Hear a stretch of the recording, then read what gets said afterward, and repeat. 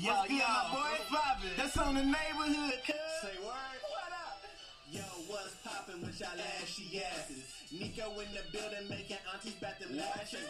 Okay, I'm just fooling, let me cool it. See y'all listening? Join us as we get these big ups to black excellence. Okay, news you can use to uplift your kinfolk and them. Feed them something different than that circus act on CNN. Just enough humor so it never be your bore. So welcome Mr. Martin, this is ethnic-ish and more. That's the neighborhood. There goes the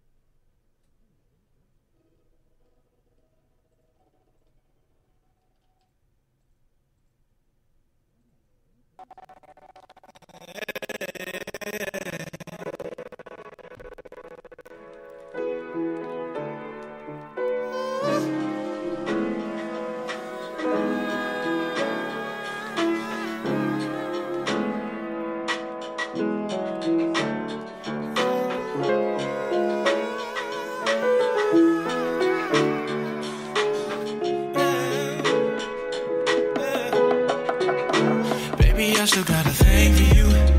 Still want my last name for you. I mean, there's feelings involved in. I know this love can evolve into something. And I just wanna hold you tight. I love feeling your body on mine. Oh, but first I gotta ask, can we get back, baby? Can we get back? Get back, get back, get back. Oh, baby, can we get back? Say, baby, can we get back? Get back, get back, get back. Oh, baby, can we get back? Get back, get back, get back. Look what we've been through.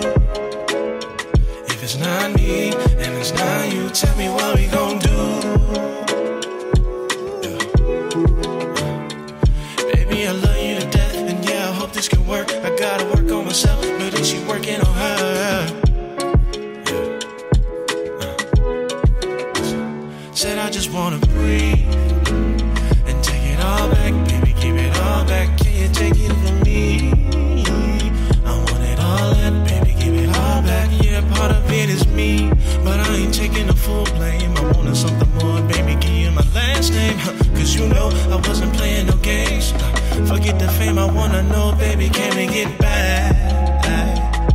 Get back, get back, get back. Oh, baby, can we get back? Get back, get back, get back.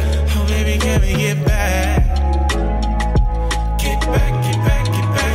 Oh, baby, can we get back? Get back, get back, get back. An exchange of feelings, cool dealings, and a roll card with nowhere to start, nowhere to land in this land of disbelief and chaos. But in my darkest hours, I wonder, so baby, can we get back? Get back, get back, get back. Oh, baby, can we get? Get back, get back, get back. Oh, baby, can we get? Can we? Baby, can we get back? Get back, get back, get back. Oh, baby, can we get back?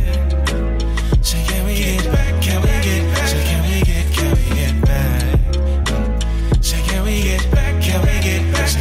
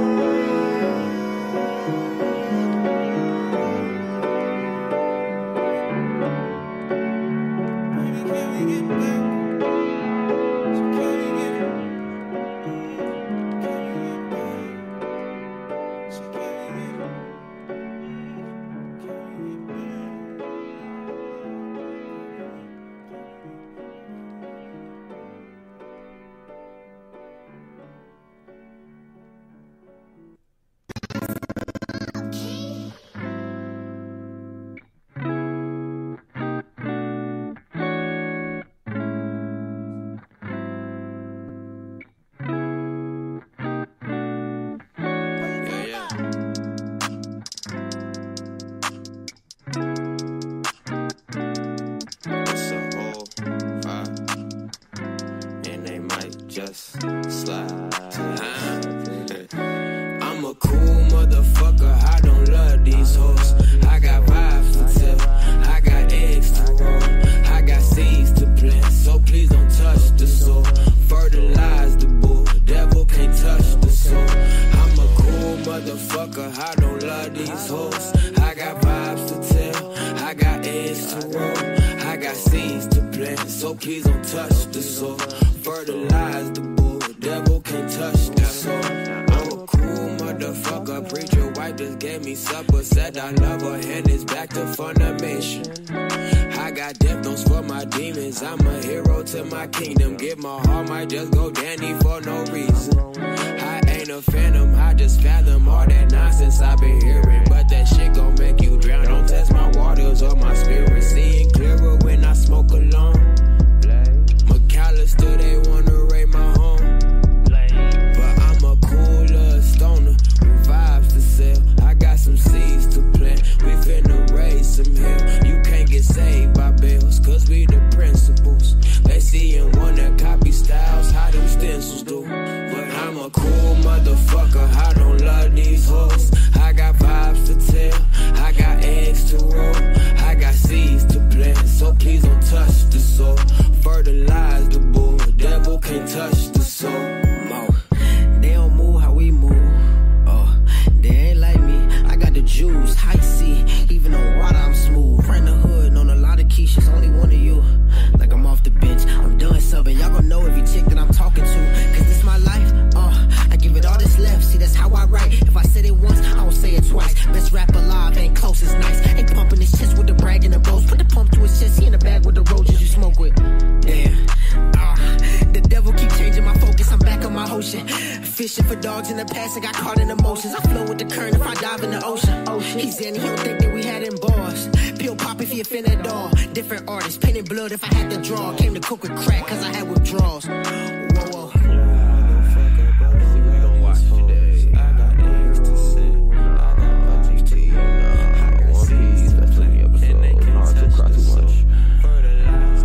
Okay, let's watch some Platinum and shoot with P and get some meal. I'm a cool motherfucker, I don't love these hoes. I got vibes to sell, I got eggs to roll, I got some seeds to plant, they wanna touch my soul. Fertilize the bull, devil can't touch my soul, no. Alright, the story is you and your friends went out at night on your bikes to visit your dying mother, and then another bunch of other biker hooligans called the Clowns attacked you. They hurt your friend, you lost your temper, and that's why 8 of these clowns, your attackers, are all now in the hospital. And that is the truth.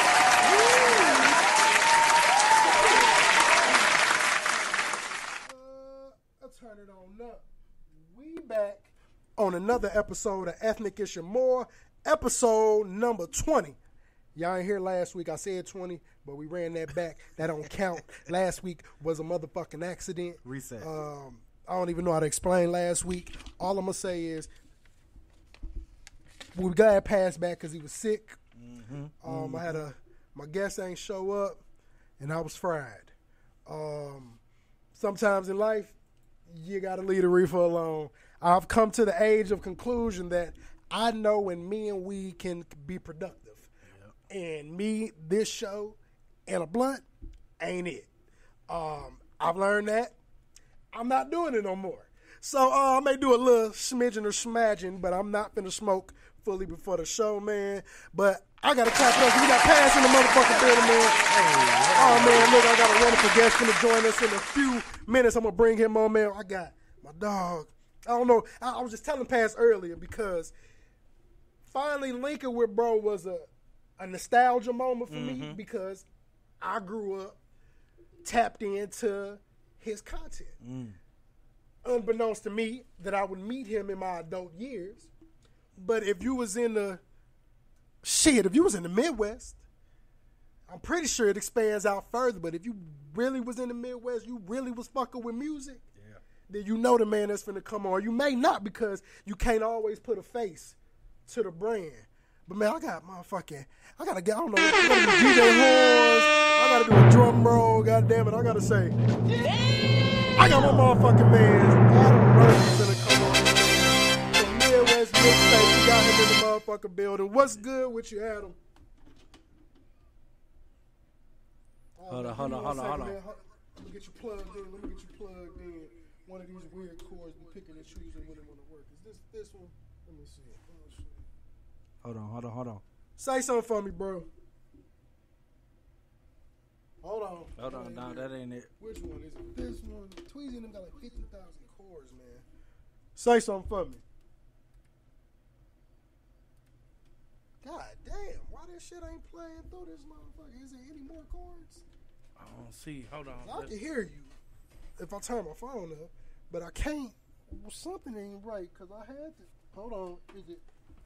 Let me see. Where do these chords lead to? Y'all, we got a technical moment because they keep moving shit in this building. And, I think I found it. Hold on. Y'all see my camera fucking up. In the words of the benevolent Day, play as fuck up. So, now I gotta figure out why the chord don't stretch there. Tweezies, y'all gotta stop touching stuff. I know it's your place. But y'all gotta stop touching stuff. Or at least don't touch it on Monday, because a nigga will fuck up on Tuesday. I think I got my bro in here. Say something for me, bro. Midwest Mixtapes. There we go. There we go, man. We got my man's. I was gonna tell you, it's gonna play both of us. Yeah, it's gonna play all of us. Look at that. We get us off there. Hold on. Can you hear me? Can you hear me? I know I can hear me, but I don't. Can you hear me? I can hear you. I can't hear nothing.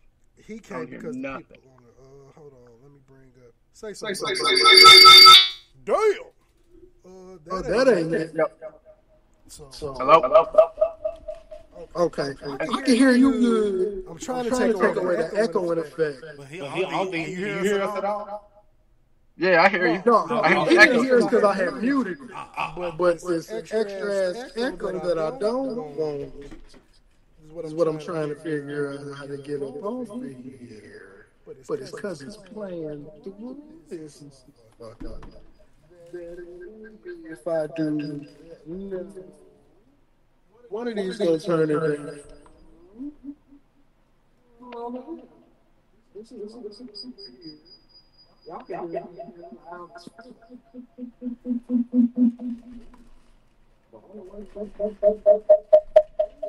Whoa.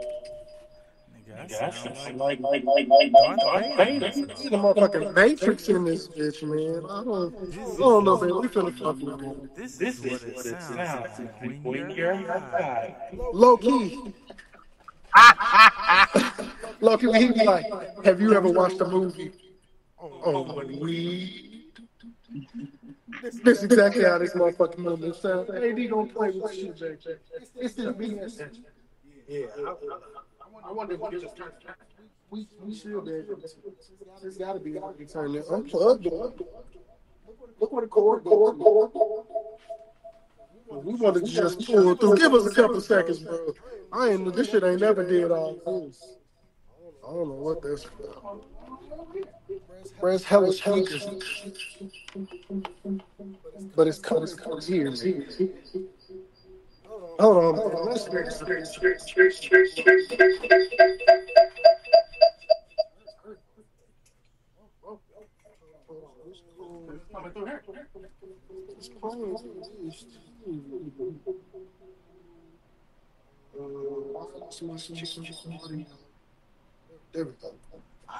There we go. Barely. It's not as bad. You should hear us, bro. Hello? Okay. Yeah, I can hear you. Okay, long as and I don't hear an echo either. Okay. Hey, I see your levels moving on my computer. That's all I need. So we can leave. Yeah, that need to be on, I think, possibly. But hey, what's my boy's name? Sorry. We gotta clap it up now for my bro Adam. Mercy in the building, man.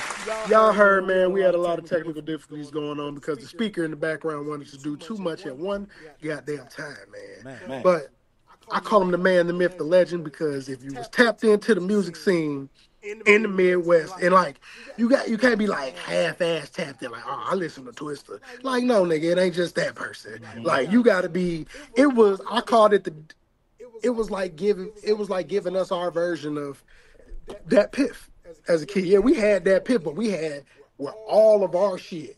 Yeah. Anybody I needed to know local, anybody that really wanted to push their shit at their time was fucking with Midwest mixtapes. And I still check it from time to time. Like he been doing it big. Like the mixtape circuit was crazy, bro. Had everything. Shit, he's still going strong. Like it was day one, man. I still see the post, man. It's elevated since then. We gonna get into that, bro. But I mean, how's everything been with you? Man, life's been a trip. For real. It's been a rough on a personal side since like last July. I've had so many people that are like close to me pass away. So it's been rough. Bro, listen, I don't know, and I can like attest to that for the fact that it's just like we at that age now that people just start leaving, bro. You don't realize until you get older, but it's just like, damn, I get on Facebook and I see a different high school friend, somebody I knew from around the way. Whether I know the cause or not, whether it's because somebody else took their life, it's just like life is the term "life is short" didn't hit till I got older. Like you really got to live it the fuck up. Yeah. Like to the fucking T, man. But man, music's my therapy, so you know. Hey, that's a word right there. I mean, that's a bar. Yeah. Because music, bro, it's a lot of shit where everybody got a song that can remind them of a time period where it was just like, bro, if that song wasn't around during that time, I don't know where my mind would have been. Like, man. There's records I can't play. Like, I can't play Bone Thugs Crossroads. Yeah. My sister died. I was 16 when my sister died. She was only 23. So, you know, I've been dealing with this type of shit for years. Yeah. So, I got a typical St. Louis story. Yeah. Yeah, man. Hey, so what's that song for you, man? Like, what's that song that you can't hear? I don't know if I gotta. Oh, bro, you know, the song make me cry.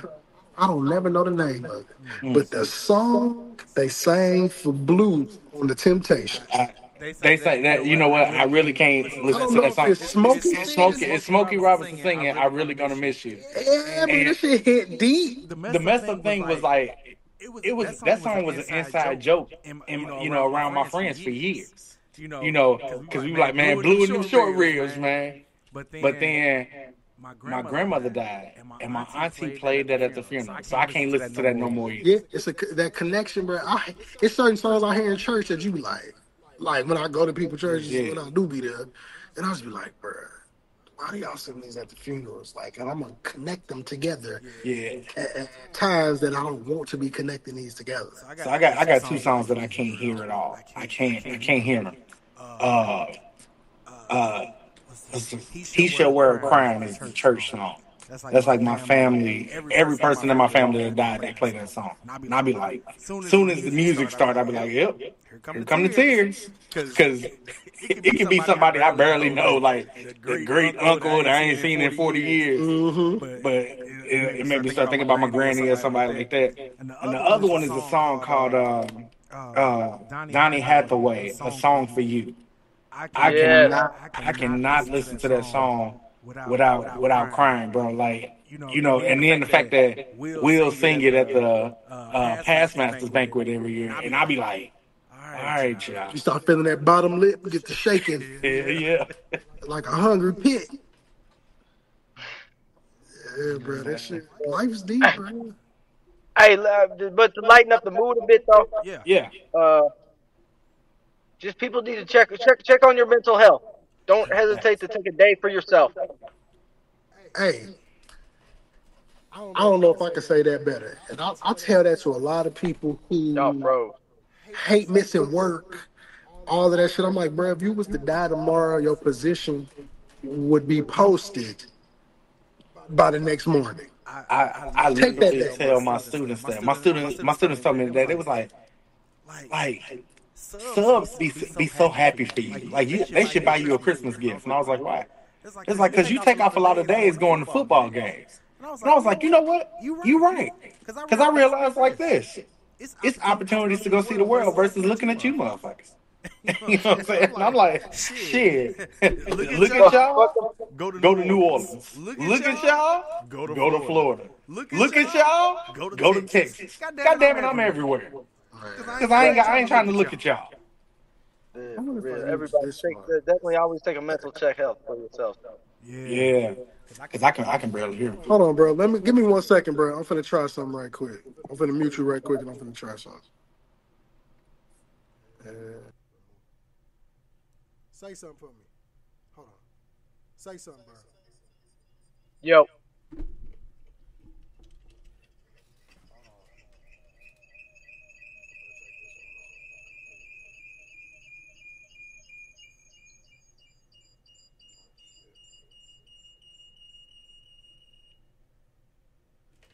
right, now say something for me. Ethnic ish and more. There we go. We found the issue. All right.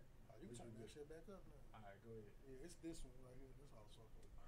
All right, we found a goddamn issue, man. I like using my phone because the camera is better.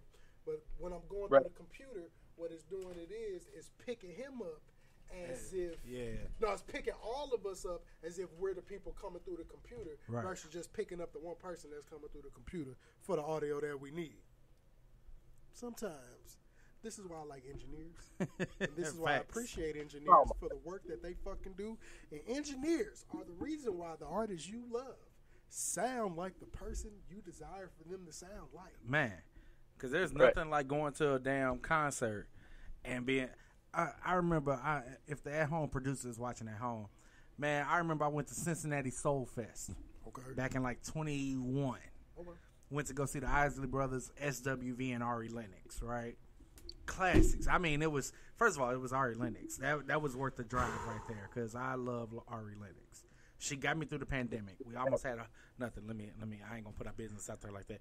But let me just say this: went out there. Ari Lennox sound was great. But whoever the fuck was working for SWV, that motherfucker should be fired immediately. Nigga was up there sleep. They sound was jacked up the entire set, bro. Hey, bro, and I know you could attest to it because you've been in the music, like fucking with the music industry for years. Producers, engineers do not get the fucking credit and love that they deserve. Because your favorite artist would not be your favorite artist. That's why they have a favorite engineer or a favorite producer because that nigga make him sound the best he's ever sound. Yep. I got artists that, I would deal with like that out of town and shit. And they tell me all the time. I tell them, hey, we got a studio here. Come on. And they'll be like, we got our engineer out here. It's like, damn, okay. Like, the engineer is so important. Yeah, they definitely don't get enough love and enough credit, whatnot. So, and especially when it's somebody you've been tapped in with musically, you feel like you've been doing it for a couple of years with that one person. It's just like, bro, this nigga tuned in to how I like my shit to sound. Mm-hmm. Now I don't want to have to reteach. It's like, I come to your studio, can I bring my engineer? And I need him to be in there to fuck with the board and shit. If y'all cool with that, cool. Let him know what he need to do in case it's a little different. For the most part, nigga can figure out the system. But it's like, bro, I need the person that make me sound like what y'all want me to fucking sound like. Like, for real. So, shout out to the engineers that don't get the love that they deserve, man. Mm-hmm. But look, man, as we going through, I forgot to tell y'all, per usual, we was having echo issues. Mm-hmm. I got to hear myself when I sound like on weed. I like to welcome y'all ashy asses back, man. It's really the 21st, but it's the 20th week because I scratched last episode, man. Mm-hmm. I wasn't wasting that 20. You can't waste them 10 increments for nothing. So I wanted to run that back, man. This is the motherfucking almighty Midwest. I was born and raised in the Midwest. I feel like everybody on here was born and raised in the motherfucking Midwest. Outside of the cold, I love the Midwest. Yeah, I like the cold. Bro, I like the cold until that shit show up. Then I'll be like, God damn, I forgot this what it felt like. Like, the wind and everybody's favorite argument here to me is like, but nigga, you from Chicago. I'm like, first of all, it's Aurora. I claim my city. Second of all, Nigga, it was cold there too. That don't mean because it's colder there, I'm gonna come here. Now, it do play when it gets to like 40s and 50s. 40s and 50s to a motherfucker in St. Louis be cold. Yeah. To me, I'll be outside in a hoodie. Because I'm like, bro, this is cool for me. Not saying it's my ideal weather, but St. Louis niggas ready for 40 and 50. We done had 30s and 20s and 10s. It's cold. I'm like, oh, man, bro, it's cool. Like, I'll be outside. I walk out. I'm the nigga that it be 30. I still go outside, take the trash out with no shirt on and shit. Because I'm just so used to it being fucking freezing cold. Hey, Christmas Day outside in shorts, throwing away all the trash and shit. Hey, man, listen. Everybody else complain about that. I appreciate it. I like snow until it becomes a slush, a ice, or anything that can get it in between my tires and fuck it up. So when you can look out the window and see fresh snow, ain't nobody tampered with, stepped in, drove through, that shit's beautiful. Everything else after that ain't shit. It ain't worth a damn. And I can pass on that because slipping and sliding from here to the south side to try to go to work every day is not my ideal. See, I only like snow when it says my school is closed. That's the only fucking I like snow days. God damn it. I don't like the actual weather. I don't care. You can tack that shit on in the June. That's cool because it'll be warm when you add that shit on.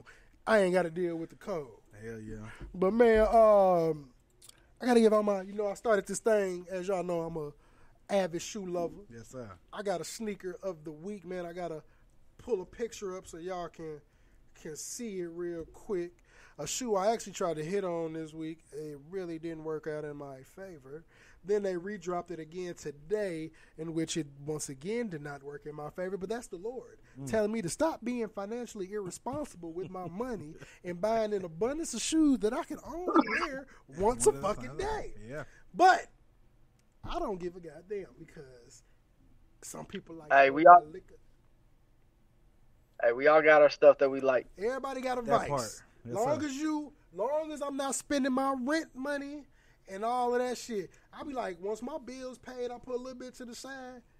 It ain't tricking if you got it. I'm going to buy me some, when I get sad, a shoe.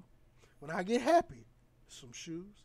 Sean graduate college. I'm buying me some shoes. Because I motherfucker walked all the steps for that nigga to get there. Hell yeah. You get to high school, I buy shoes for every monumental moment in my life or somebody else's. Except for this, I'm going to try to buy something this weekend. It's going to be my boo birthday. Hey. I bought all her gifts already.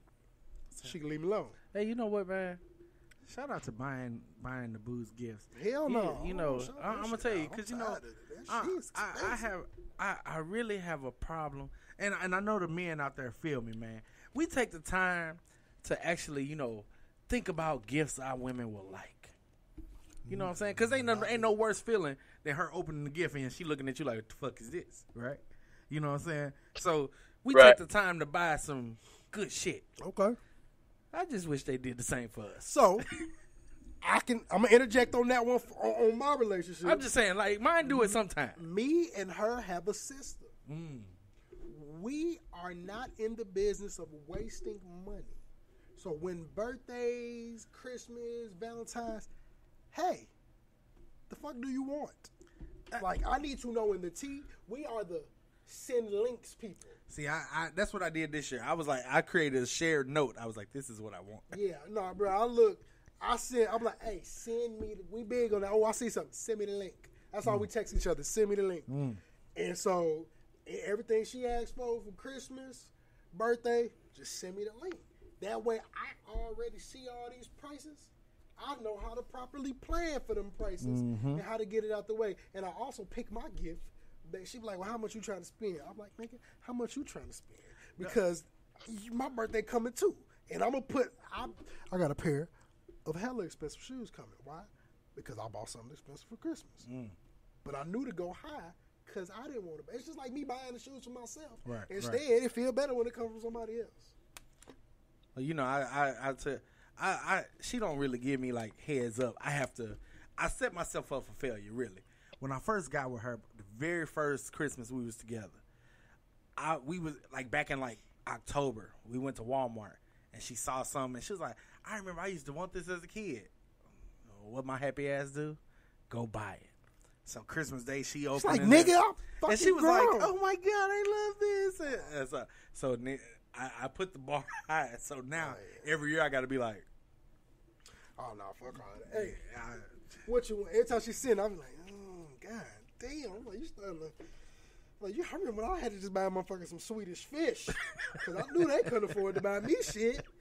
Now I gotta, but it's when you gotta buy somebody something where she buy the shit for herself. Yeah. Now that be my, I can't surprise her with gifts because the delivery person is at my house every other day. Oh no, she done already bought this. She bought a purse in her sleep.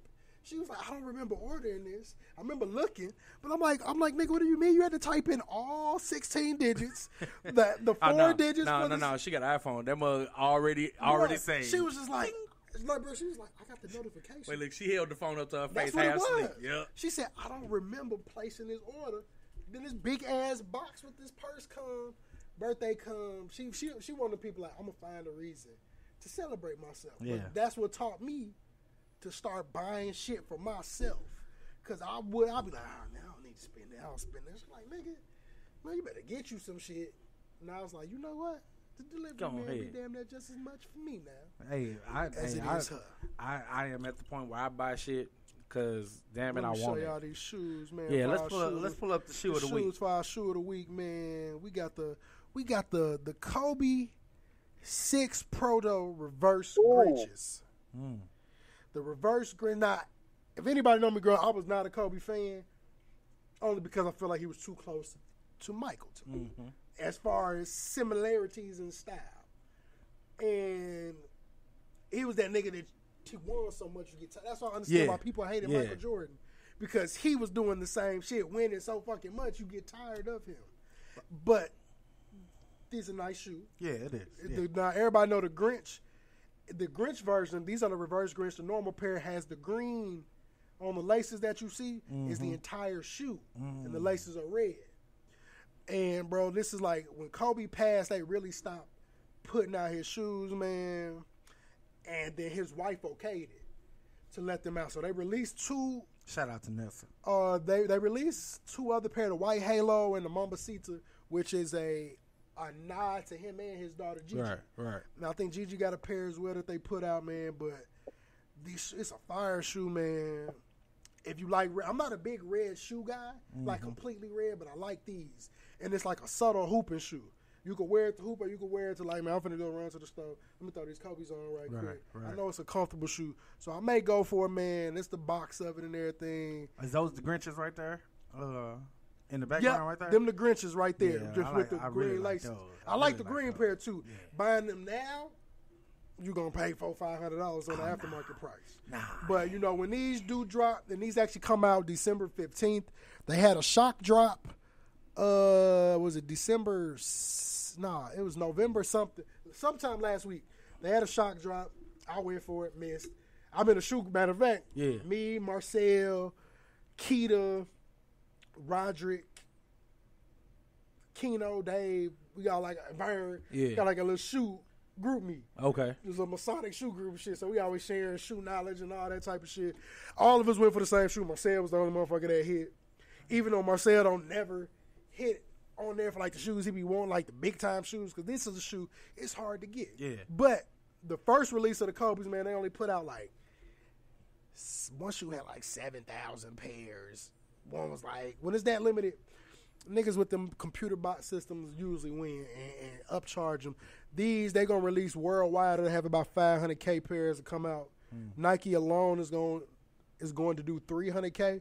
I'm feeling like that includes the 66K they did today and the 44K they did on the shock drop. But today was early access. If you were somebody that lost out on 6 previous pairs of Kobe's and bought some Nike basketball merch, you were supposed to be one of the selected. You having that criteria don't mean you'll be selected, but you'll know when you get a notification that says you got early access. And you just got X amount of time. You got to buy them before everybody else buy your size up. But, man, shout out to Vanessa Bryant for allowing them to come back. Facts. Shout out to RIP to Kobe Bean Bryant, man.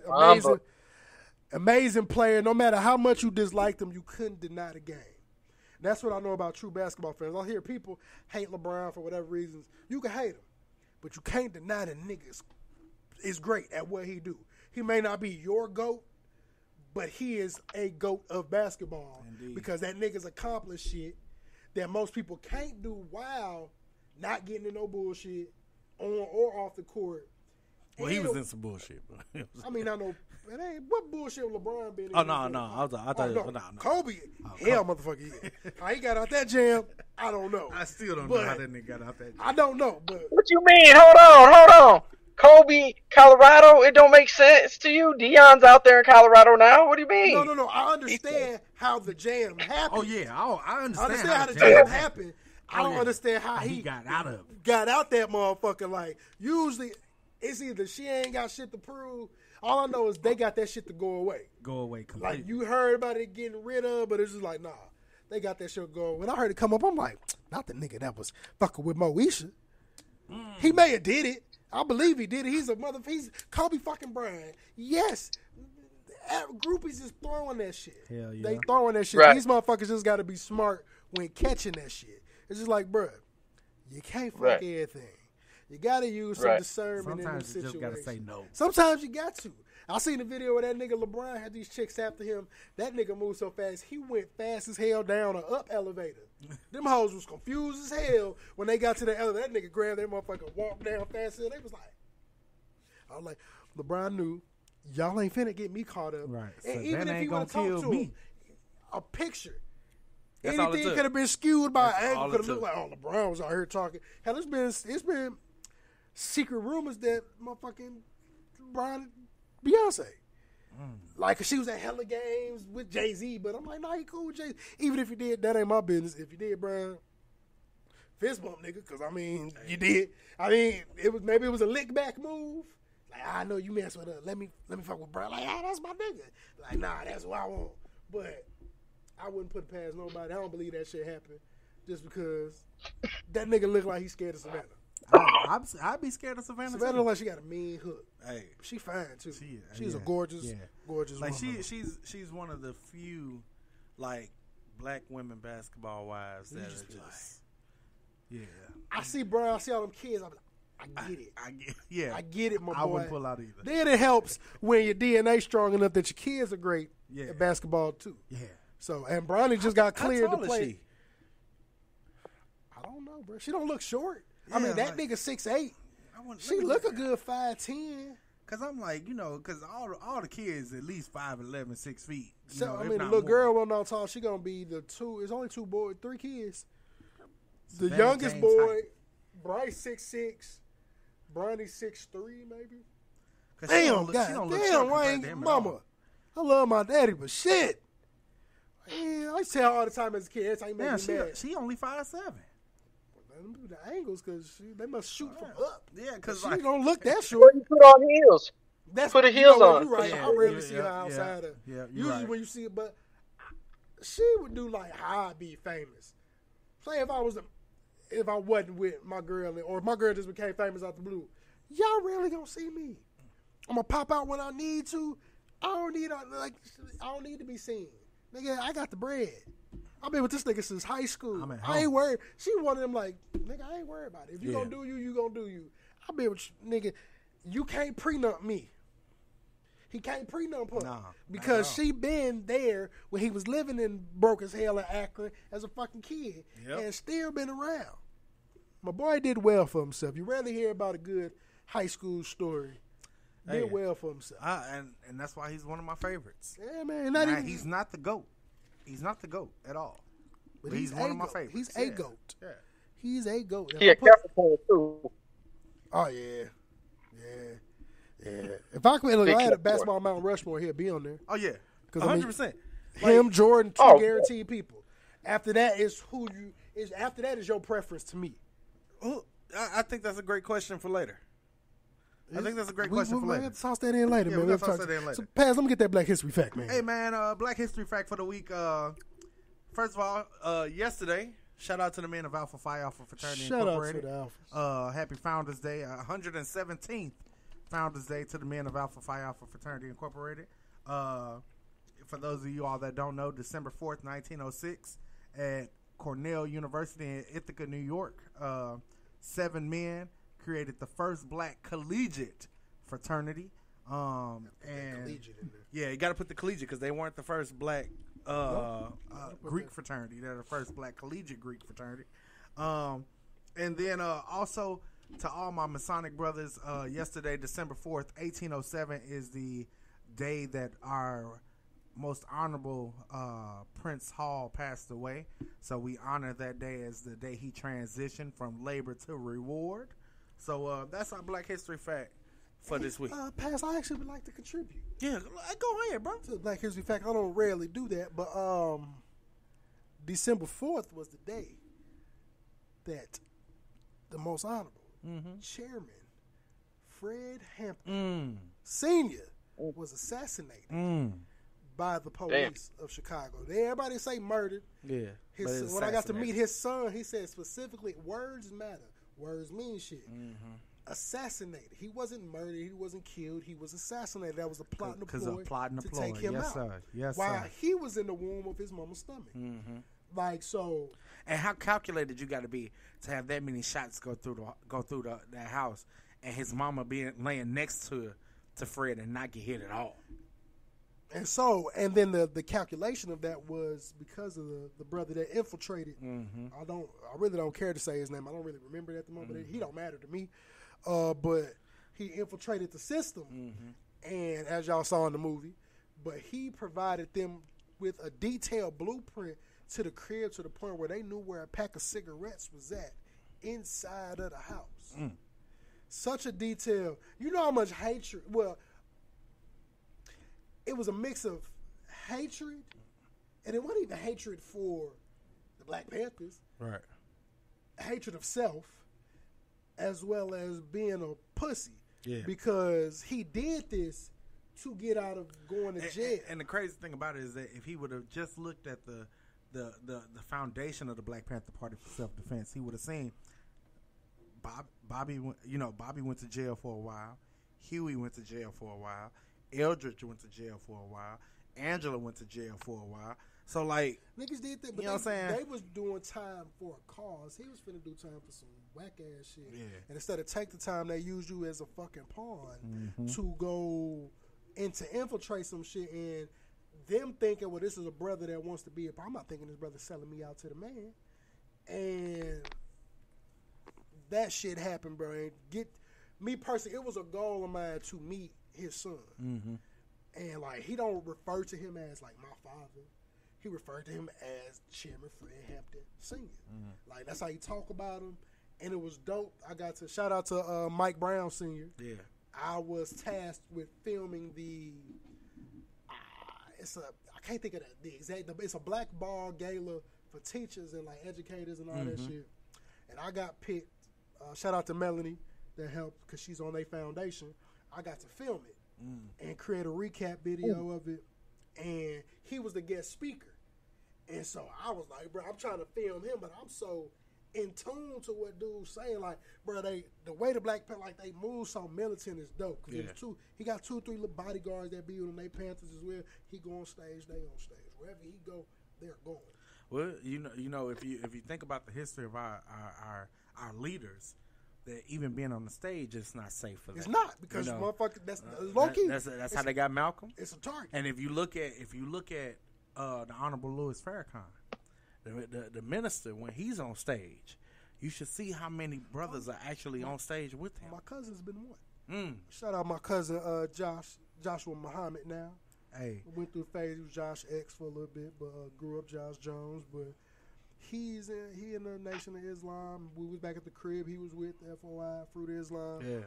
And it's plenty of times, bro. I forgot pictures. He's done sermons at the Mosque Miriam. Yeah. I've actually been there for his wedding when he got married. That's crazy. Have you noticed that the shout out to the FOI that their one of their videos is like going viral on TikTok. It's a sound. People are like, oh, I can't be in the military, but they're taking the FOI cadence call, and be like, oh, I couldn't do the military because of this. I'm like, that ain't even American military. That's the FOI. Bro, like, granted, I ain't too indoctrinated in no religion, but if I had to pick one, oh yeah, it would be that, because talking to some of them brothers just while we was at, like, going to the wedding was different for us because we niggas. Like, ain't no liquor at this wedding. Like, we had to walk up to the liquor store. We smoking outside, trying not to come in here smelling like weed. Like, bro, I'm talking about the person who officiated the wedding was the Honorable Elijah Muhammad's son. Because before my cousin's divorce, he married Honorable Elijah Muhammad's granddaughter. Now, is the son that did the wedding, is that the one who just passed away? I don't know. I would have to see a picture of him to know. But, bro, going in there was like, it was crazy, bro. Like, I ain't never been somewhere where I felt not uncomfortable, but it was just like, bro, I don't want to fuck up. Like, I don't want to do nothing wrong in this motherfucker, because this is like of a higher argument. I was like, the whole time I'm thinking, is Farrakhan finna be at this motherfucker? Like, and he almost was gonna come, but something came up because his daughter was one of the bridesmaids. She's so fine. No knock to nobody, but she oh, wow, she's gorgeous. His son, I don't know if he wasn't one of the groomsmen with us, but he sang at his son could sing. His youngest son sang. I don't know if he got more than one, but sang at the wedding. And he's probably maybe 3 to 5 years younger than me. But bro, it was dope. Like the Honorable Elijah Muhammad's the son, bodyguard, bro, he everywhere with him.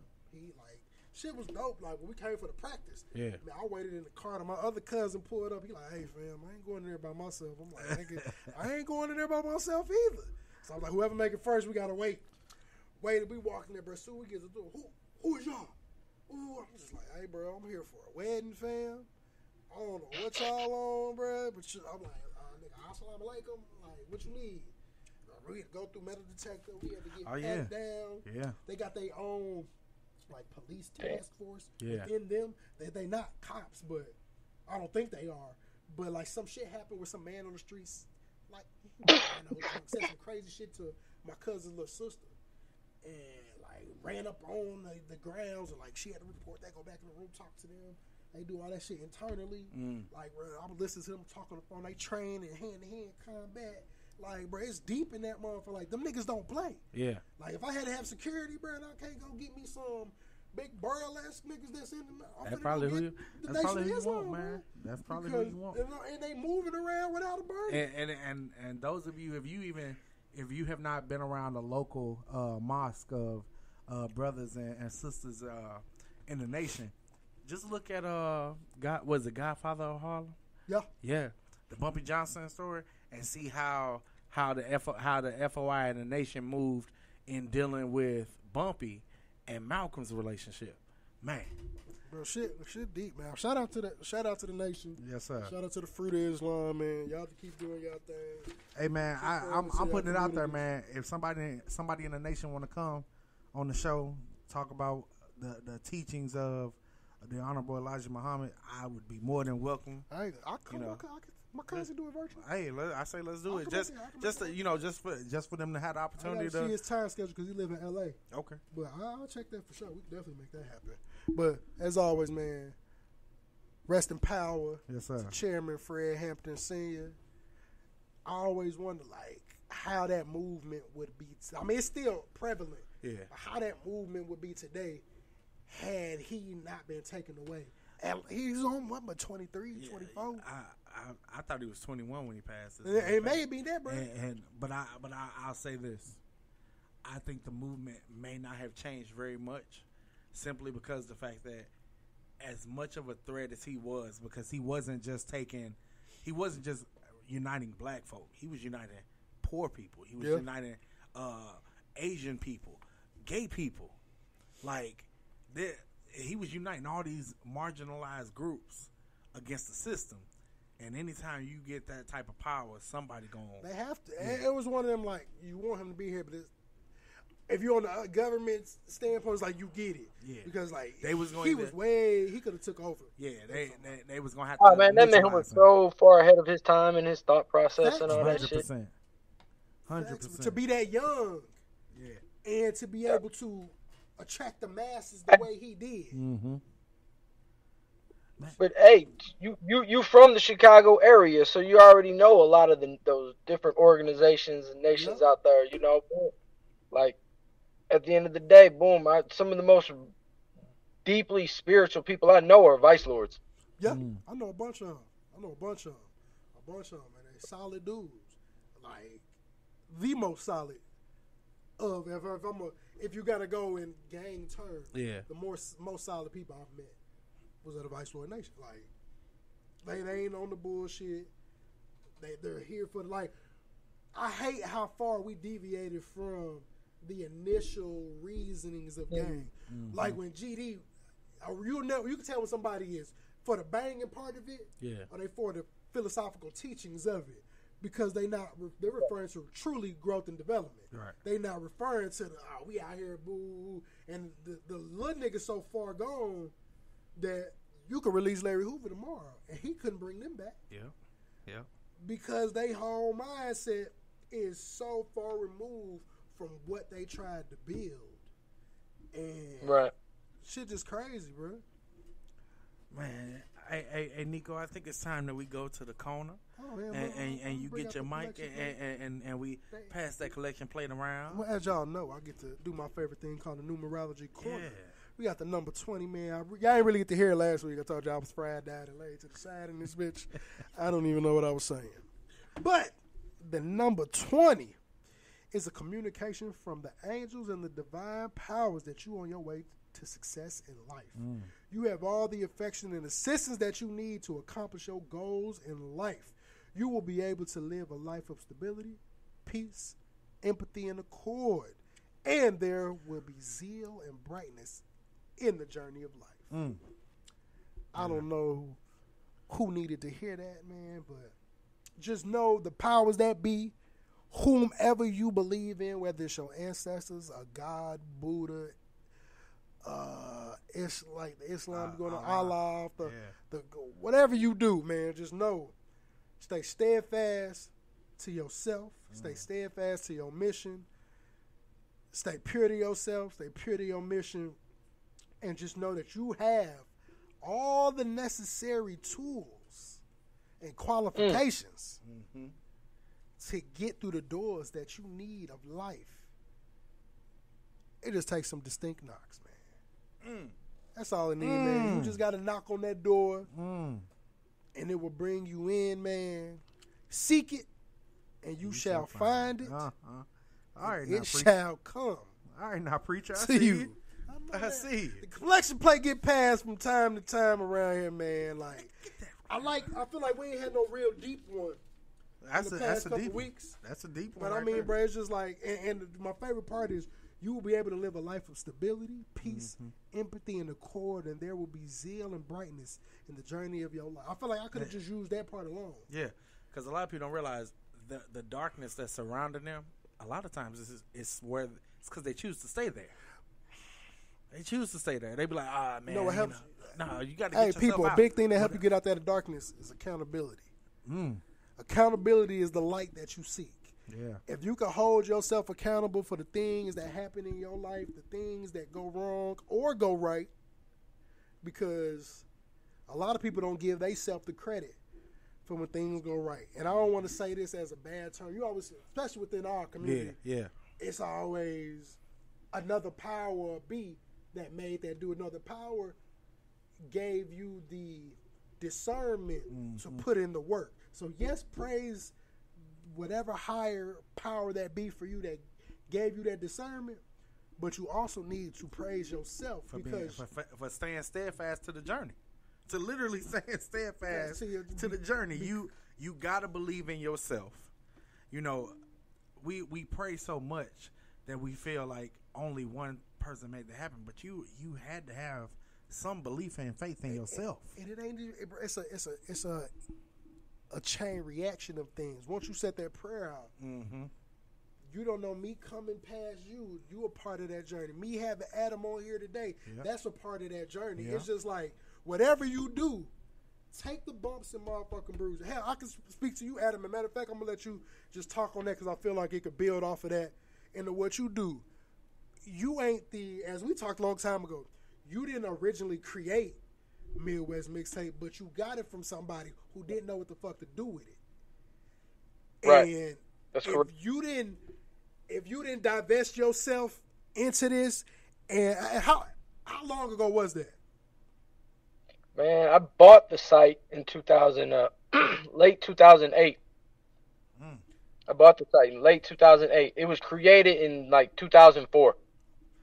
That's 4 years somebody wasted with something.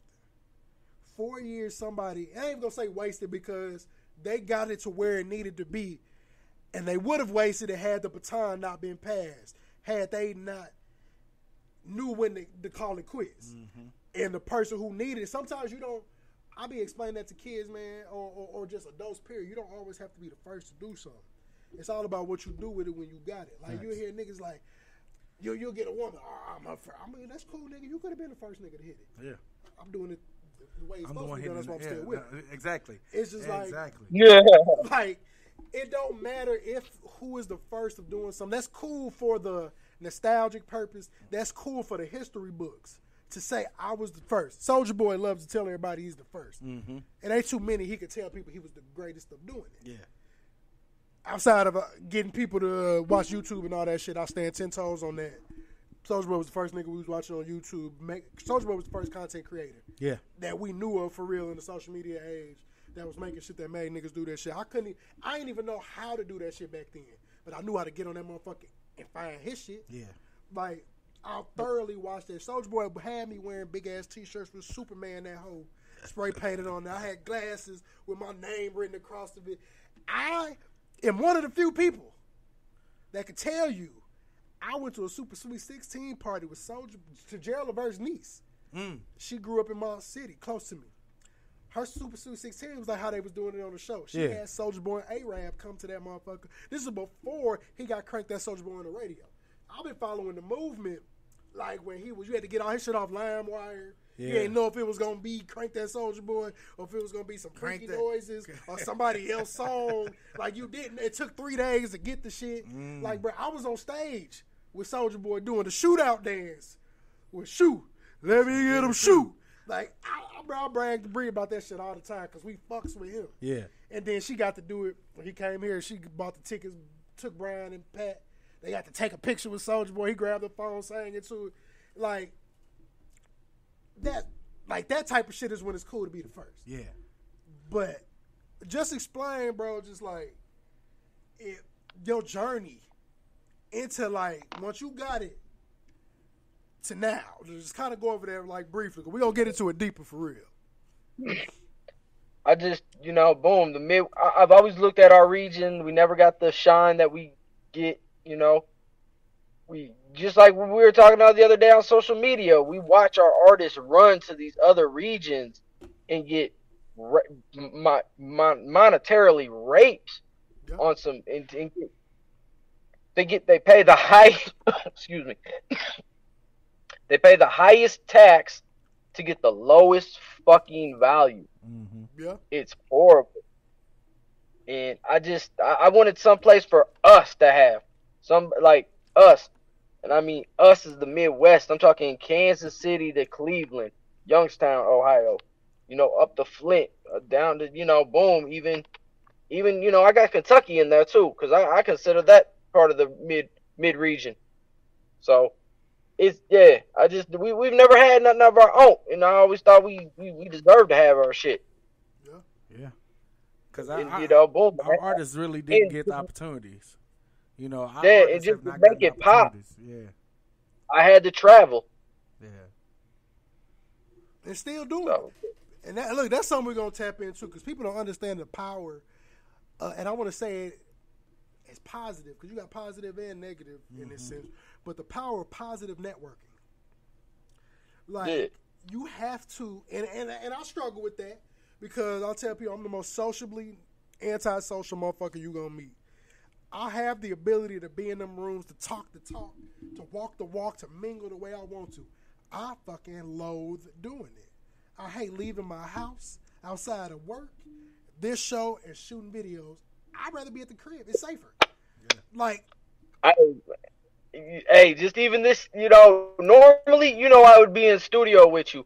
I just had a daughter back in September. Okay. I told my gal, hey, I told my gal flat out, the only thing I'm gonna do music wise, leave the house is New Music Thursdays. That's only once a month until next year sometime. So. I feel it. Hey, sometimes you gotta do grown man decisions. It ain't nothing wrong with it. Yeah. You could take a step back while still being right there. Mm-hmm. You don't always have to be present, but you have to have them times where you are present. You've shown your face enough to where you can still move the way you move within Midwest Mixtapes, but you don't have to be at all these events across all these states, and you could take that time to pour into your family. Yeah. I just had an artist, shout out to Spend City. He a kid from Memphis, not Memphis, but from Mississippi originally, but he out here in St. Louis a lot. Okay. He hit me the other day. He's like, hey, man, I'm down here in Atlanta. He's like, you know what, DJ Spud? And I was like, oh, yeah, that's a white kid from, he DJs my guys out in Indianapolis, the Gringo Gang. So it's like, boom, you way down in Atlanta talking to an Indianapolis cat. Oh, you from St. Louis? Oh, you're out in St. Louis a lot? You know Midwest Mixtapes? That ain't that. I'm not trying to toot my horn, but that's gonna happen a lot. Nah, bro. The industry's small. At times, horns need to be tooted. Yeah, 100%. And we talked about that on the episode one time, just about the word. I'm gonna do it again. Just the word humble. Mm-hmm. People always say you need to humble yourself. I don't think people use it in the correct term. Like, bro, me being proud of what the fuck I do, what I've accomplished, I shouldn't have to dim that because you don't have that type of shit to say about yourself. Exactly. I'm sorry that you're not doing nothing with your life, but I'm fucking proud of what I accomplished and how I got to where I got there. Speaking of bright ass lights, you know what I'm saying? Like that, a lot of people don't realize this. It's not my job to make you feel good about your decisions in your life. Of course, it's my job to make myself feel good. And so if it's my job to focus on me, my job to consistently focus on mine. So if I look at somebody else's situation like, damn, that's messed up. I hear you, it's messed up. But the only person that can really fix that is you. So I gotta make myself happy with my decisions. And if my decisions that made me in a space where my shit is bright right now, then damn it, why do I need to dim it? And if somebody fuck with you, that shouldn't be. That's how you find out people really fuck with you. When you start pouring out the things you doing, and they truly, genuinely are happy for you, regardless if it involved them. Yeah. Because you don't know what I'm gonna do. This shit take off. It's so many people I will put in positions to really do some shit that probably would have never thought I would put them in a position. But it's like, nigga, you was fucking with me when I was building this shit. Yeah. You saw the vision like I saw the vision. I know where this can go if we do it the way we supposed to do it. But you was around. Matter of fact, a quick story about that before we get into these topics in our interview. Rich Paul, I seen a little clip on him talking about, he was talking to LeBron, and she said, man, LeBron called him asking him about his social. Mm-hmm. And he was like, bro, what the fuck you need my social for? He was like, man, bro, I need it. I got to do some paperwork, type of shit. I need the social, bro. He said after about 50 minutes, he said, I trust the nigga. Mm-hmm. I gave it to him. Right. A week later, he get a check in the mail from LeBron. Absolutely nothing. Nothing at all. He called LeBron like, hey, fuck is this? What's this check for? He like, you been so loyal to me. Like, since we've known each other, I could tell you not here for the shit that's going around. I need you on my team. Mm-hmm. He's like, well, what do I need to be doing?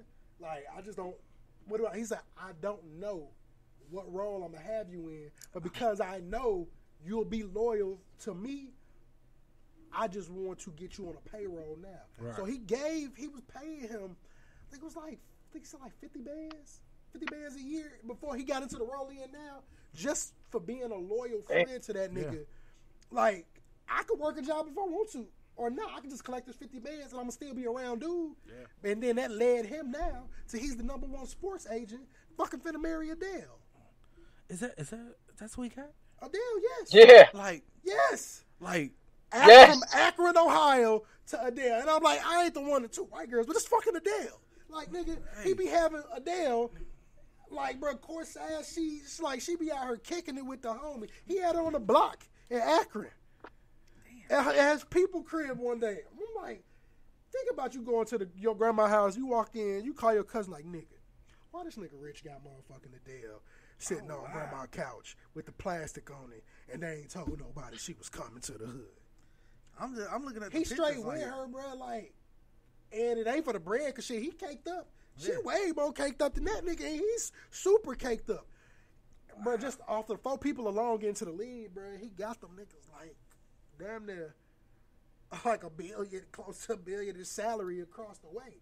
And he getting 10. Like, what? Agent gonna get 10%. 10% don't sound a lot till it's 10% of 250 fucking million. Oh, they already married. Right. Oh, see, they did that on the low. This says they got married November 21st. Recent, like 20. Oh, see, like 2023. Oh, Like they're officially married. Hey, Rich, I get it. If I'm gonna have to go out on a limb and step out and date outside my race, I think Adele ain't a bad choice, my brother. At all. Because Adele looked good when she was a little plump. That's what I'm saying. If you can look good with a little meat on you, you gonna look good when it come up off you. Hey man, shout out and she can sing me the phone book. Hey. Hello. So shout out to Rich Paul. I wake up every morning. That'd be my alarm clock. Just call niggas like, hey, I ain't want them. Just let y'all know I be fucking Adele. What you on? Shit, nothing, bro. I just let y'all niggas know I be fucking with Adele. Like, I'll be calling niggas. They be like, I just be texting niggas. Guess what? What? Adele. Like, I'm just letting niggas know. Like, you can call me what you want to, but you can't call me broke. God damn it. But man, we finna motherfucking get into this. We gonna run through these random topics real quick, let's run man. through them. This one, man, I feel like deserves some hand claps, DJ balls, all type. Every fucking button on here I would push except the crickets, because that makes completely no fucking sense right now. The black and white ball did it all. The black and white ball, man. Did it all. It is the 11th annual black and white ball for Nelly, and it's been a 7-year hiatus since the last one. And the only thing I'm upset about it is I didn't know about this to invest whatever money to be in that room to network. Yeah, because I saw some people I know in there. And my nigga had Wyclef Jean on stage playing the guitar to what the hook gonna be. Hey, I went to the one 7 years ago. There was it's definitely the St. Louis Illuminati up in that bitch. Bruh, I'm looking at the video. I'm like, because I seen the dude. Shout out to Chop Talk. I want to get him on here one time too. He's a big. Hey, shout out to Chop Talk, man. That dude cool as a fan, man. Good work. Did I meet him? No, I met Views from the Arch. He was a cool dude. But Chop Talk, I seen him like back behind the scenes. He got JD. Yeah. Got to cut him up and got to do a little interview, which is dope. Because and he got Bow Wow. See, I ain't even know that, but that makes sense. Make that shit happen while they in town. Yeah. And that's why I'm finna start doing first person interviews, like on a different thing for Ethnic and Shmore TV real soon. Yeah. Like sitting down with motherfuckers. And hey, just to let you know, man, if I put you in you know DJ K Mean? DJ who? K Mean? Mean Girl. Okay, she's the one who does the coalition. She runs the coalition DJs here in St. Louis. Okay. And the New Music Thursdays, when we got artists that come through, and we've had some artists this year. I'm talking Gorilla Zoe, Yin Yang Twin. Like, no, you definitely no, bro. Thursday is a day I could get out now. I know it's once a month, so just let me know in advance.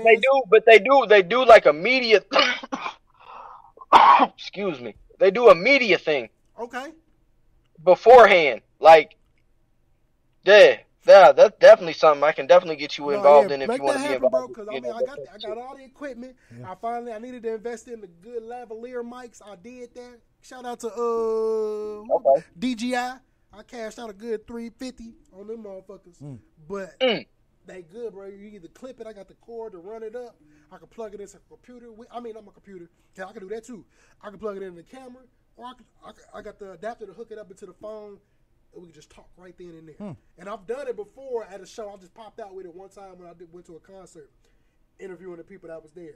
I like that type of shit. Yeah. So I'm definitely interested in making that shit happen for sure. Because I'm finna start doing that shit on Ethnic and Shmore TV. I want to get into like real, like we interview people on here. You had your YouTube shit booming, bro. Yeah, bro. I need to start pushing it more, man. It's a lot of, I'm finna bring back karaoke and shit more. Yeah. Like, it's a lot of shit I'm finna bring back that people like. that is like, bro, I was just slacking. I really stopped doing karaoke and shit more because some damn sensor on my Sentra, every time I would hit a bump, it would make this constant beep, and you could just hear that shit in the background. And so I would have to stop, pull over, turn the car off, turn it back on, and pray I don't hit nothing. Yeah. The last episode I did with, shout out to BB Soul, I did her. And, bro, it be a whole thing. I'll record you coming out the crib, getting in that motherfucker. We ride around, do a little chop it up interview, talk about some shit, and then we go park. You pick a song. I got one phone displaying the words of the shit. Yeah. One phone recording, and I got some microphones. And we gonna motherfucking jam. So I'm finna start doing that shit, man. But back to the Black and White Ball, man. Shout out to it wasn't the full staff, but shout out to the Lunatics, man. Yeah, man. Shout out to the motherfucking Lunatics, man. It's been a minute since you've seen them perform anything. Of course, there was one nigga missing. His version of the David Ruffin of the group. We know Ali wasn't there. Ali wasn't there? I thought I saw a picture of that nigga there. Yeah. Nah, hey, Ali's was my business partner. We still friends. I actually talked to him about everything, and I'm just gonna leave it at this. It ain't none of my business. It ain't nobody else's business. I just feel like, and I told him this. I told them flat out, they should have kept that shit behind closed doors. 100%. They are at the top of the food chain in this city when it comes to that shit. We should never do that shit. Yeah, other than that, boom. I'm full blown Team Ali, so I'm not gonna get into any argument with anybody. I saw a couple artists yesterday cracking their little jokes. Just know, if I see you, I'm gonna question you about it. Like, keep. That ain't nobody else's business. Yeah, that's a business. You don't have no business saying. I saw a lot of dialect about the shit, and I'm just like, bruh, of course. I mean, it wasn't even outside of talking about the rest of them on stage. There wasn't no point to really bring him up. We've seen it play out on Vlad. Yeah. And the interview through my city, my music with that. Like, bro, we know there's an issue between y'all two. That shit ain't gonna never get solved until them grown ass niggas sit down together and be like, hey. Okay, I did do this shit. Yeah, I fucked up. My bad. I feel like deep down, this is something. It's really it's two people got to get over themselves and get past their pride and just sit in a room. I'm like, y'all niggas, if y'all need to box, like do whatever you got to do to fit. I feel like it's a situation that can be mended. Ali probably don't look like it can be. Nelly look like he don't give a damn if it can be or not. But at first, when I used to hear about it, I thought it was all of them had an issue with that. Right. It took for me to watch Vlad interview with Murphy Lee to realize, he's like, I mean, bro, I just want everybody to get back together. Yeah. Because you got to realize when Lunatics was popping, he was a kid. Yeah. It was 16, 17 years old. Like, these grown-ass motherfuckers, I'm a kid, so when shit fall out, I'm just getting to the grown motherfucker stage. And now shit going left, and it's just like, damn, the kid can't bring this shit back together. I can't make two OGs want to hash that shit out. Right. And it's going to be another 5-6 years. I think they're going to finally do it. I think eventually it's going to be like, bruh, is it worth the beef? I'm like, y'all could get so much money at your older age if y'all fix it. But I think because Nelly ain't worried about the bread, it's not something. Like, how many times you see people selling their catalog off, getting the amount of money he got. He gave them 50%, still owned 50% of it, and still made $50 million off that shit. Yeah. On top of the money I'm sure he pulling in from these albums. Yeah. You got 2 diamond albums. Like, you already one of, is it 20 people? I just seen it's only maybe between 10 to 20 people that have a diamond album worldwide. You're on there twice. You're on there twice. Like, and that's fucking crazy when you think about it. It's only some only people I could think of is motherfucking Outkast, Eminem, I'm sure the Beatles, Michael Jackson. Other than that, I would have to Google that shit. Who got the other set of albums? But man, I just thought it was dope to see that shit. Man, I said 50 Cent. Yeah, on that list. No, it's not there. It's almost there. It's at 9 million. It's at 9 million. Because somebody had an argument. I said 50 Cent one time, and then somebody showed me. He was like, bro, no, he ain't there. I'm like, but it should be. Like, somebody go buy the rest of them. Like, 50 need to go just buy the rest of them. Or just stream the shit crazy. Just 50 need to go to all the devices in his house, turn the volume down, stream Get Rich or Die Trying, and just let that shit run for like 2-3 months. Speaking of streaming the albums before I move forward and go back, the amount, I seen people clowning Rick Ross and Meek Mill for them only putting out 31,000 units for their album. Now, we got to remember, this is not the same time as physical sales. No, not at all. Right. 31,000 in physical sale era, I'm laughing at y'all too. That's a fucking joke for who y'all two are together on a project. Right. We're in the streaming age. But in streaming area, because what made me figure out the number was Fabulous. Fabulous. Yeah, I saw that. Yeah, he was like, I don't really have no dog in this, no dog in this fight, but y'all clowning them for doing 31K. He said, yeah, if this was physical, I could see that. But in streaming, that 31K units is motherfucking 46,513,300 streams. It takes 15, that's a lot of fucking streams. Bro, that's a lot of fucking streams. The album ain't been out that long. It's a week. That's a lot of fucking streams.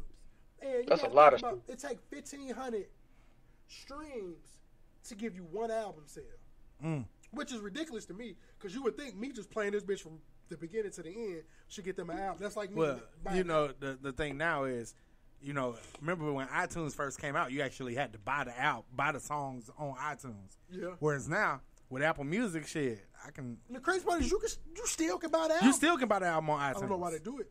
I guess just to support. Yeah. I do it for people I fuck with. If I fucks with you like local, I ain't doing it for like no Drake, none of them motherfuckers. Yeah. But if it's somebody around the way and I fucks with you, if any way I can support your movement, I will. Like my nigga Lou Trap. Shout out my nigga Lou Trap G. He one of the few people that don't really market himself crazy, but has a million stream album. Is a million stream person in St. Louis. You regular dude. Yeah. But he my number 2 listen to artist on my shit. When he came out with a package where he was selling them for $100, you'll get a t-shirt, you get a pre-release link to the album that he was about to drop. You'll get a vinyl of his million stream album, 8 Equals Infinity. He got 2 songs in there. One of them is called I Am. Million stream. Oh, that's a joint. Yeah, bro. Like, that's a joint. I'll tell Lucha, that's a joint. Bro, he's cold.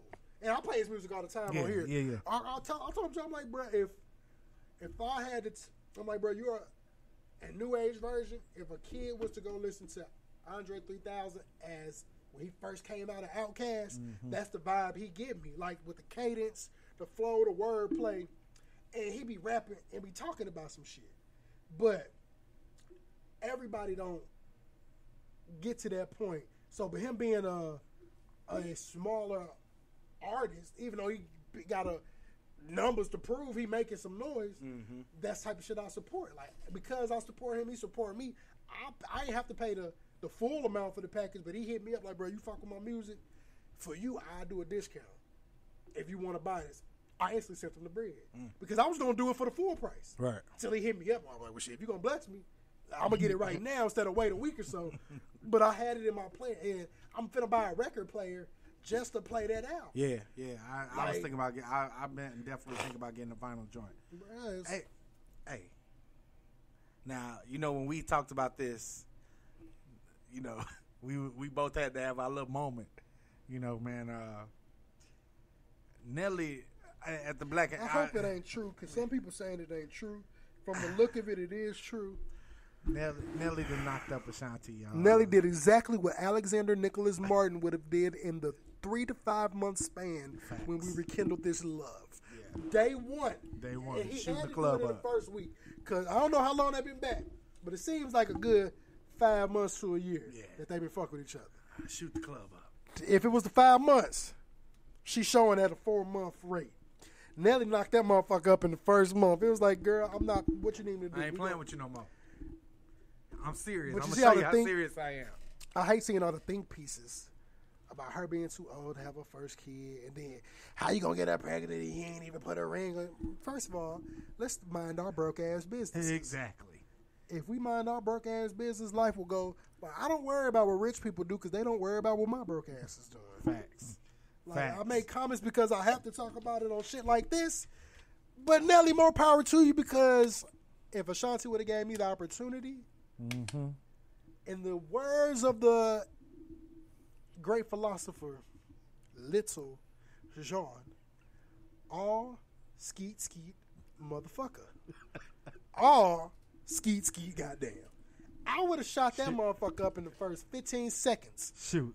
Hit him. She one of them motherfuckers. You hear the stories about a nigga say he nutted before he got up in it. Hell yeah. She that person. It's like, Hell bro, yeah. You hear about, I'm going to come through tonight. My whole day is like, bro, Ashanti finna straight pull up tonight, bro.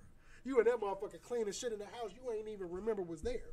You ain't, like, every nigga done did that. Every nigga done did the quick hoe clean for your little freak coming through. And then that one person you ain't think was going to be on there. You like, oh, nigga, boy, motherfucker had me putting up curtains in my crib one time.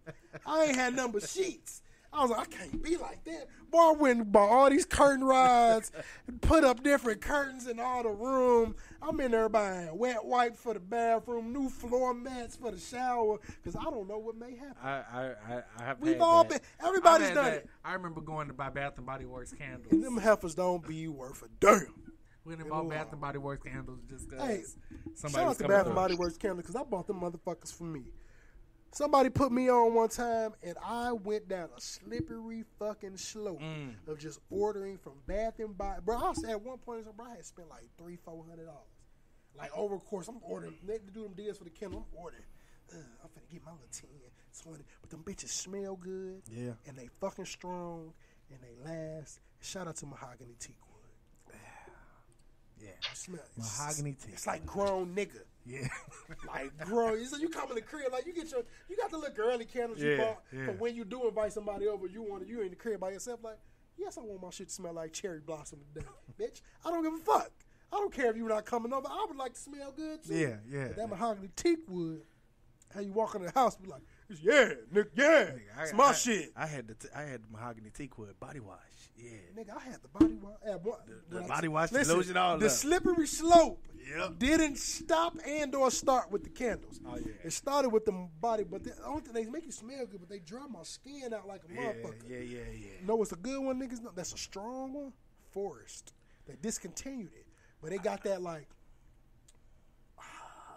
I got one at home. I got.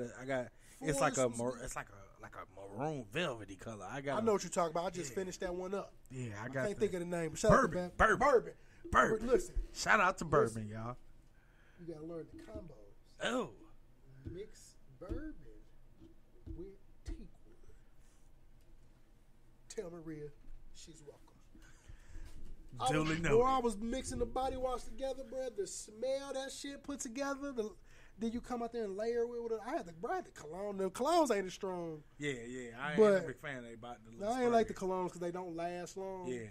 But you don't need the cologne if you use the body wash and the fucking the shea butter shit. Oh, yeah. Boy, I was in that motherfucker going place. Lotion shit. Bro, I had that lotion shit.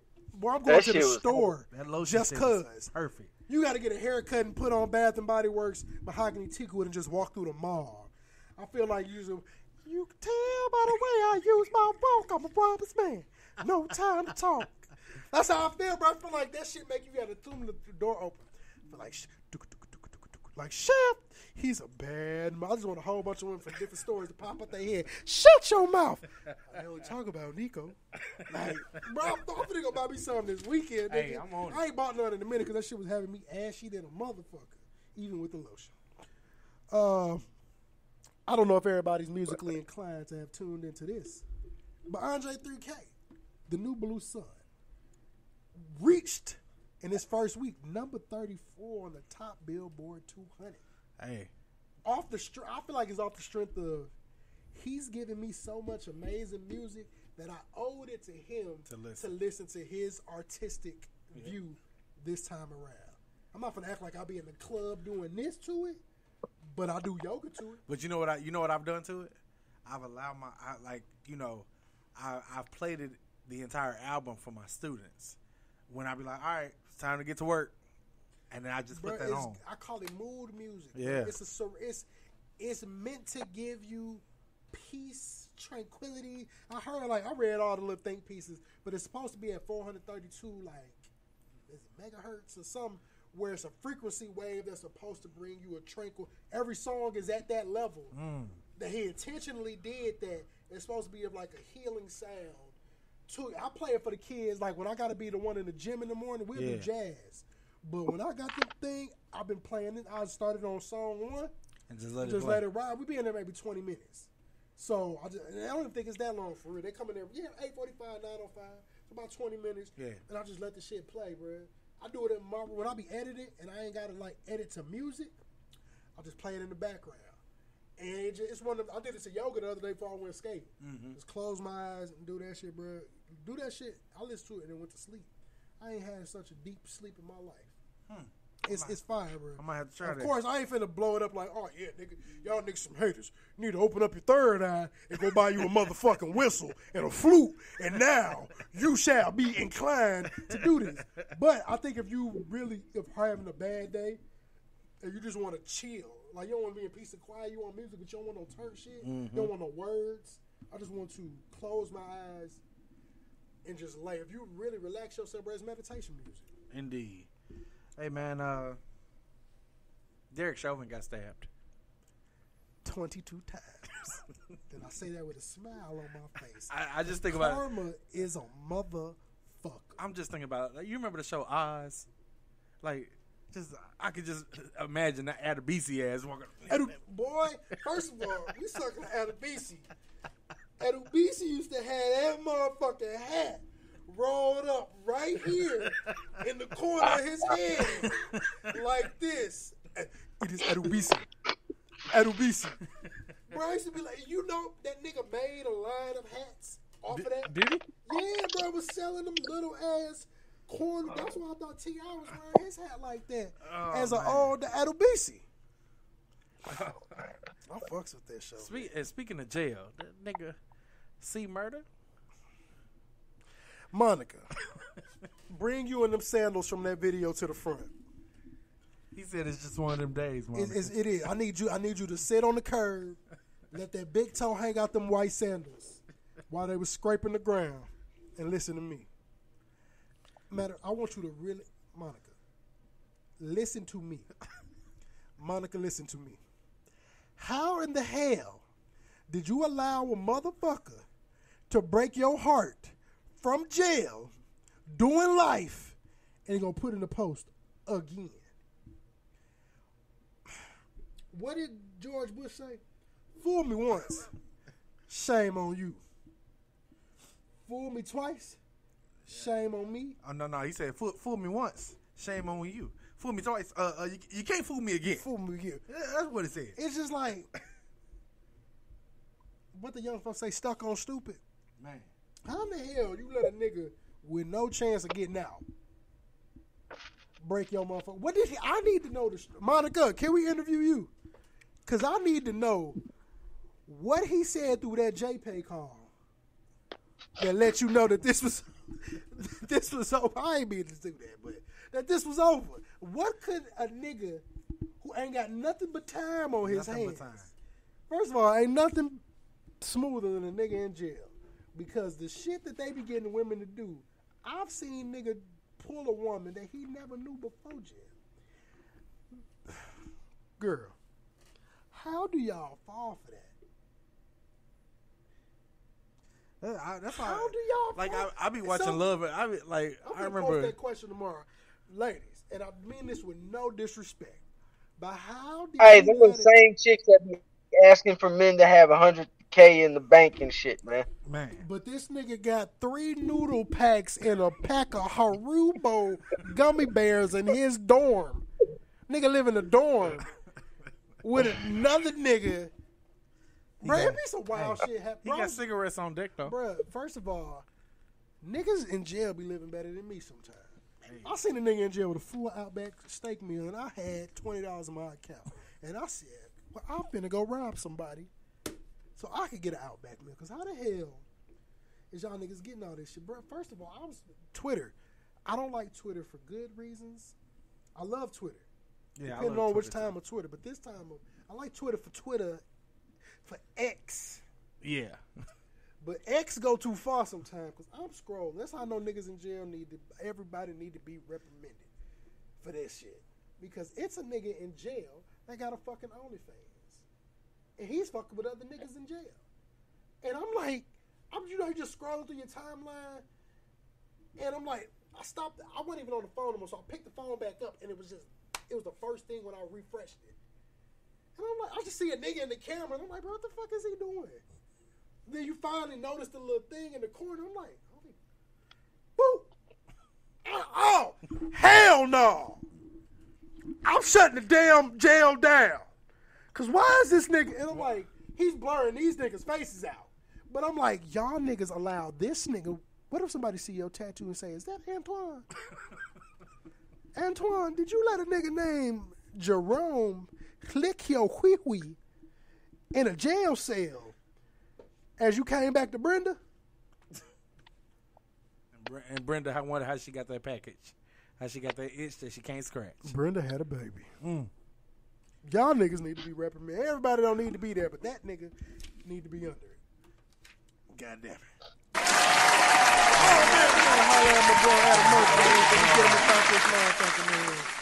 I gave y'all a little brief synopsis. You may just now be tapping in, tuning in.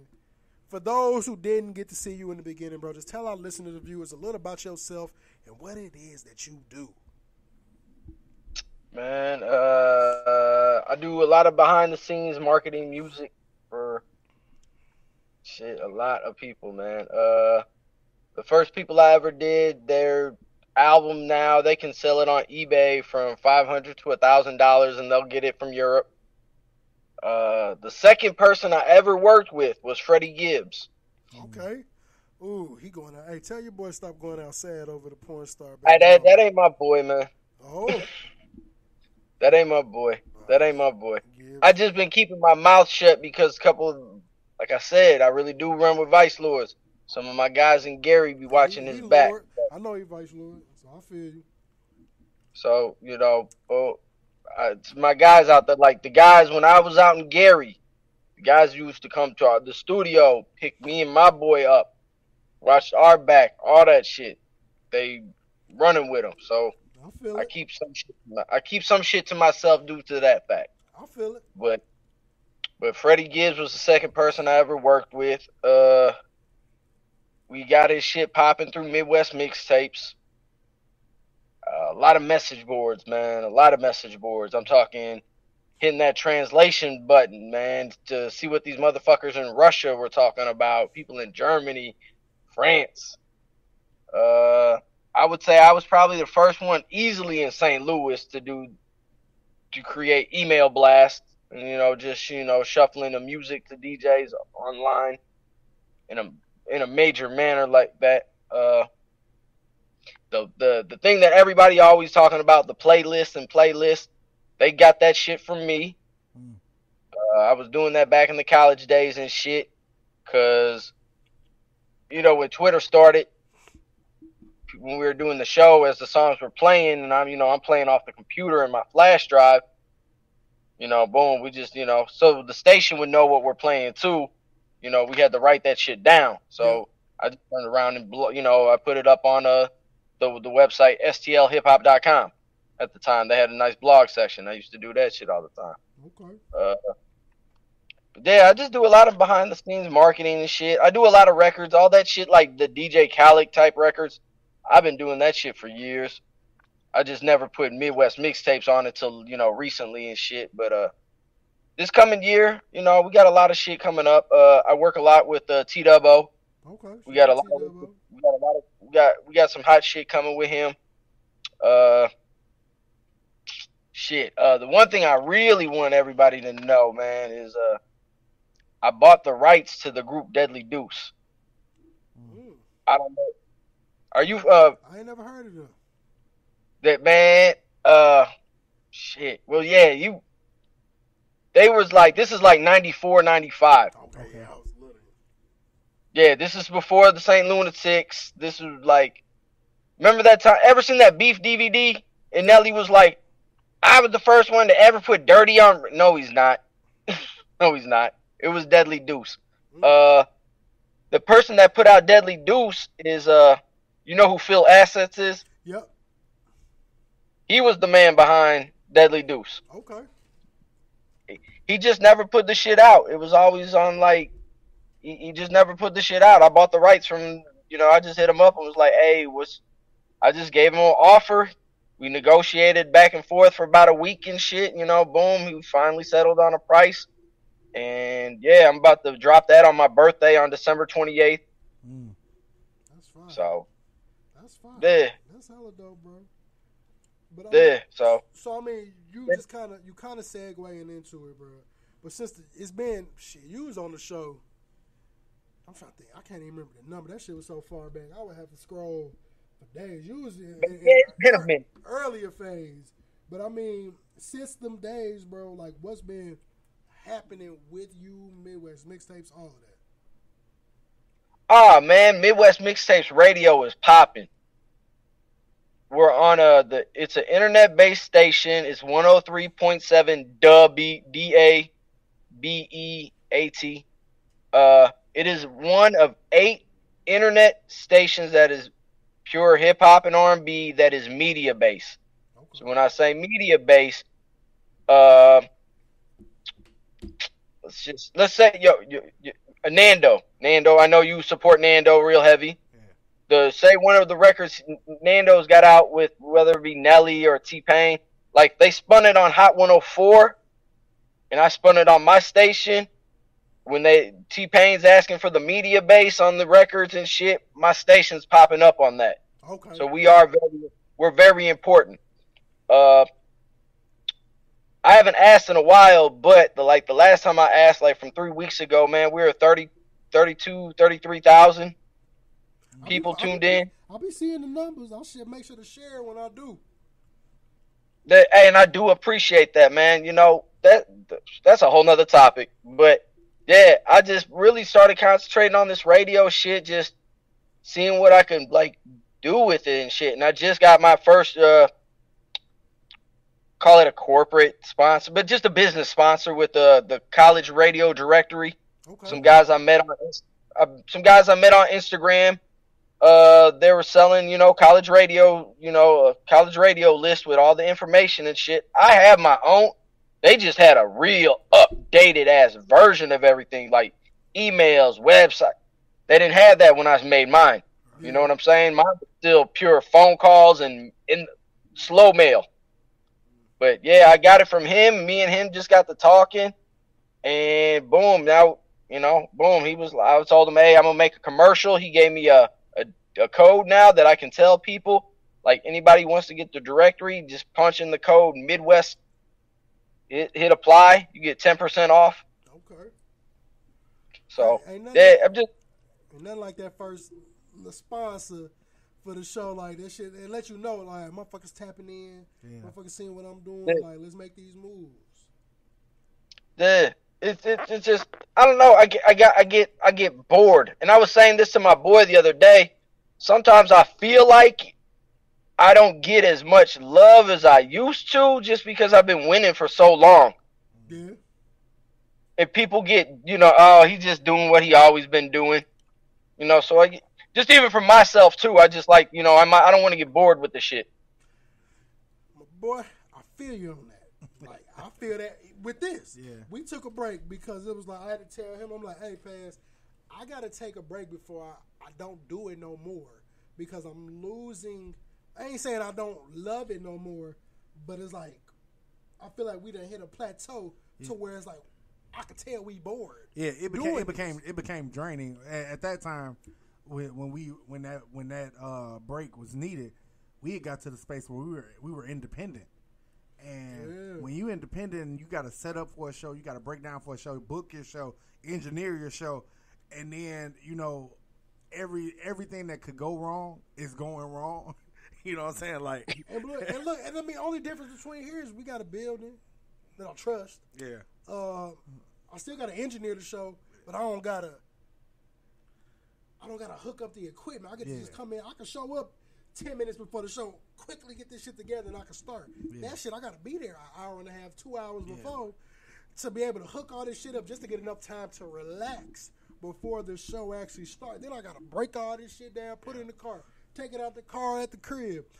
It was getting to the point I was like, bro, I don't want to do this shit no more. If I take, we took a good 7-month hiatus. But it also gave people a chance to miss it. Yeah. Because then you got motherfuckers like, hey, bro, I got so many people hit me up like, hey, yo, you ain't doing the show no more. Like, what's up? I'm like, bro, we coming back. Give us some time. Now I got people that be like, damn, bro, I ain't even see y'all was back, man. I got to go catch up, tune in. And even doing it on a different day was something different, you know, to keep it, you know, our schedules were changing, you know, but it allowed us the opportunity to be like, hey, you know what? New night, tap in. You know, new market, yeah. But I understand that, not even to interject, but I get it. Because when you've been doing something for saying, you've been doing that way longer than I've been doing this, we've been doing this as a tandem. It's just like, once you hit a goal, if the next goal don't come within a certain amount of time, or you just doing the same thing and everything's, the recipe is working, it's just like, God damn, it's like, I'm getting bored, man. I gotta switch this shit up, or I'm not gonna have that same love for why. Well, I tell people, never forget your why. Mm-hmm. I was starting to forget my why for why I wanted to do this shit. And if you lose that, you lose everything for what you're doing. Yeah, hey, and that's another thing also too. I've been really doing a lot lately. These last couple of years is going to these different Midwest cities I've never physically touched. Yeah, like. I can go to Chicago, and I know that place like the back of my hand. I know what neighborhoods to go into, what neighborhoods not to go into, know which ones is, you know. But that's why I've been taking trips out to Cedar Rapids in Iowa the last couple of years. Hey, I used to live there for 8 months. It's a different place. Hey, you want to hear something so funny, man? I took T-Double out there this past summer, and we were just cracking jokes, and he was like, Adam, I don't think I've ever been to a place that was so white. Bro. And I was like, we're in Iowa.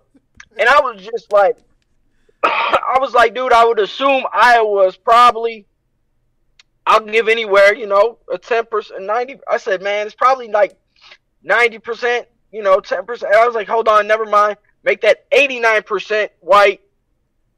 Then the rest, you know, is minority. You know, you got to give that extra percent nowadays because of Mexicans. Yeah. You know, sure enough, he looked it up and he was like, damn, you're right. It is 89% white. But then I was like, that makes a lot of sense. The Iowa caucus when it comes to the election. Yep.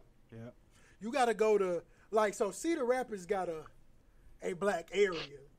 Because I forgot the name of the street, but I lived there in 2014. I stopped living there January 2015 when I moved back to Jeff City. And I was there for my son, mama job, had relocated us from my training in Nebraska it was either there or Sioux Falls, South Dakota. Hell no. That shit was too, like, Cedar Rapids was hell no too. But that hell no was 3.5 hours from the Loop. Right. And 4 hours from Chicago versus 13. So I can still get my son and all to where I need him to be, grandma's house, all that type of shit. But Cedar Rapids, bro, is a strange motherfucking place, like, to say the least. So y'all, I remember you telling me about it. You went out, was it like some music festival or something? I remember you telling me that you invited me. Yeah. Hey, man, go with me next year, man. I'm gonna go again. I know some people out there still. Like, This past year, you know, it was I took T-Double up there with me, my guy KB365, and then, you know, shout out to KB. Zeus Rebel came with too. Shout out Zeus Rebel. That's my boy too. It was funny. I walked in the door and there was one of Zeus's like team members and shit, and he just started laughing. And I was like, "What's so funny?" He was like, "I should have known better." I was like, "Huh?" He goes, Zeus called me at the last minute to come up here and shit. And he goes, "I should have known you had something to do with this shit," And I just started laughing. I fucks with Zeus, but, man. I saw Zeus and, we, my guy had us really going on. You know, we were like he had the St. Louis acts as like the first acts. So there was a good 40, 50, 60 people in there. You know, but for anybody in St. Louis, for an indie, that's a nice fucking crowd. Yeah. For independent artists, especially if you're coming from St. Louis. Yeah. And I'm just sitting there. I kind of like, you know, stood next to Zeus, and he was looking around. I'm looking. I was like, you understand now that what I was talking about? He was like, yes. It was just fans.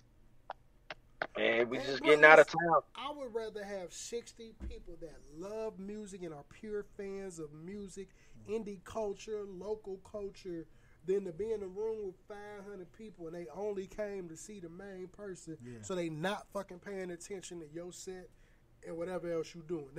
The numbers look cool for you, but it doesn't give you the validation you need as an artist to make it seem like motherfuckers is trying to hear you. At that point, you got to make motherfuckers hear you.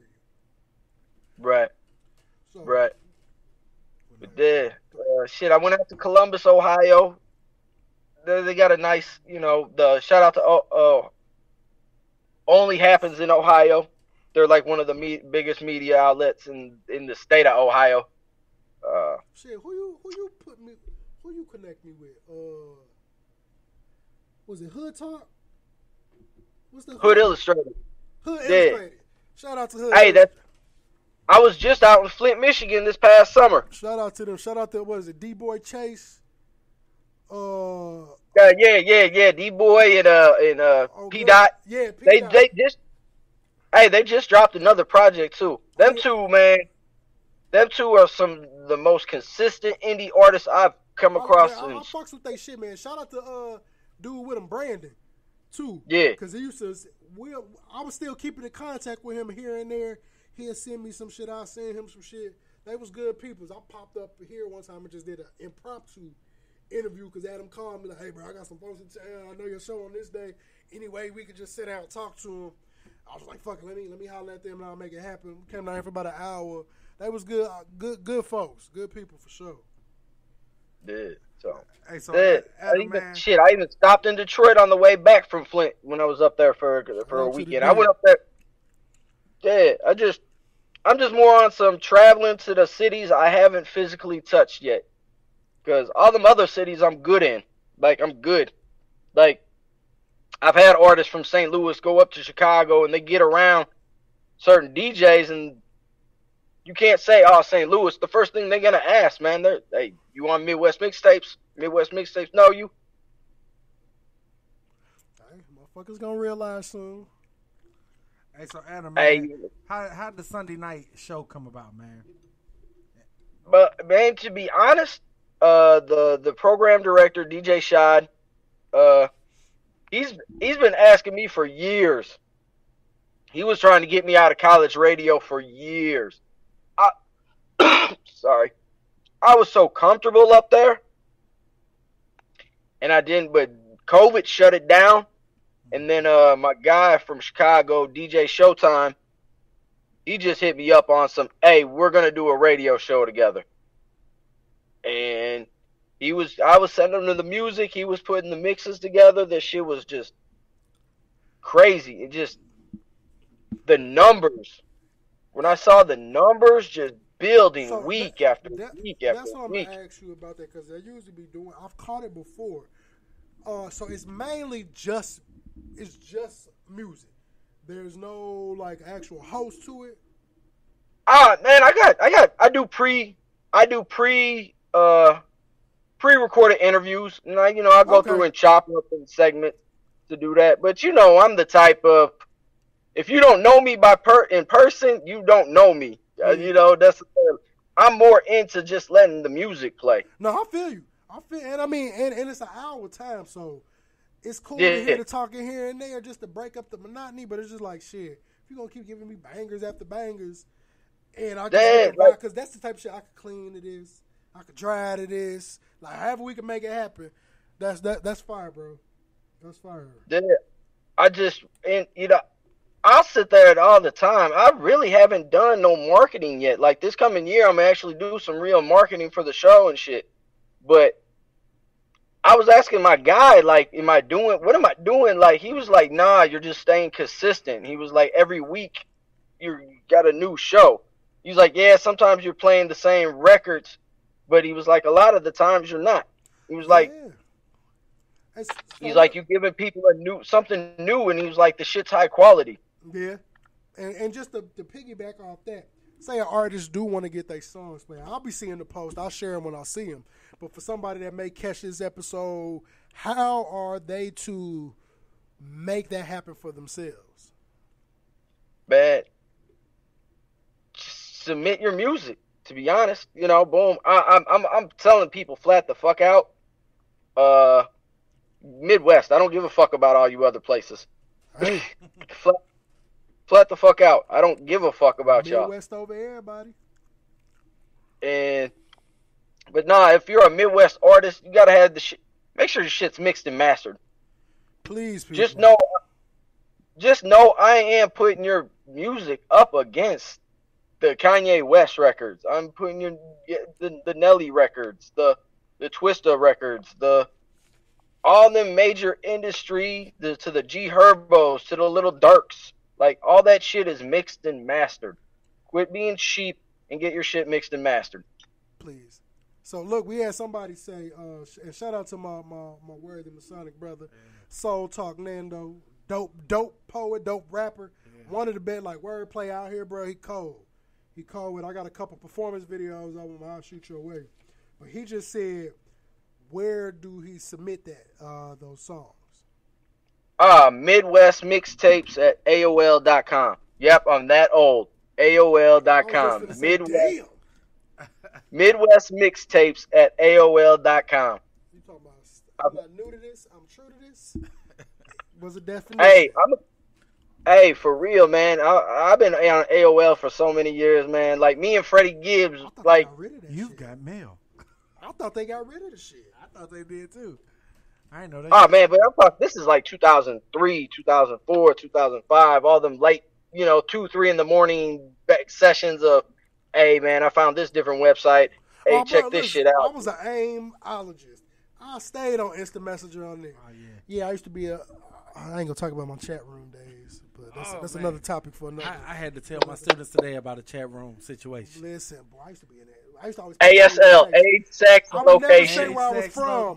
I was always a nigga from Harlem, New York. That's my alter ego. If I could be from any random city, it'd be Harlem, New York. No, I had to tell the kids today. I was like, hey, I used to be in there. They told me, they was talking, I don't know how we got into the conversation, but somehow Portageville, Missouri came up. And I was like, Portageville, Missouri. I remember I got a whole ass whooping because of Portageville, Missouri. And they was like, what? I was like, yeah. I met this girl in the chat room. She said she was from Portageville. I was like, oh, shit, that's in Missouri. It got to be close to St. Louis. So I'm like, hey, what's your number? That shit had like that 573 number. I start calling her all the time.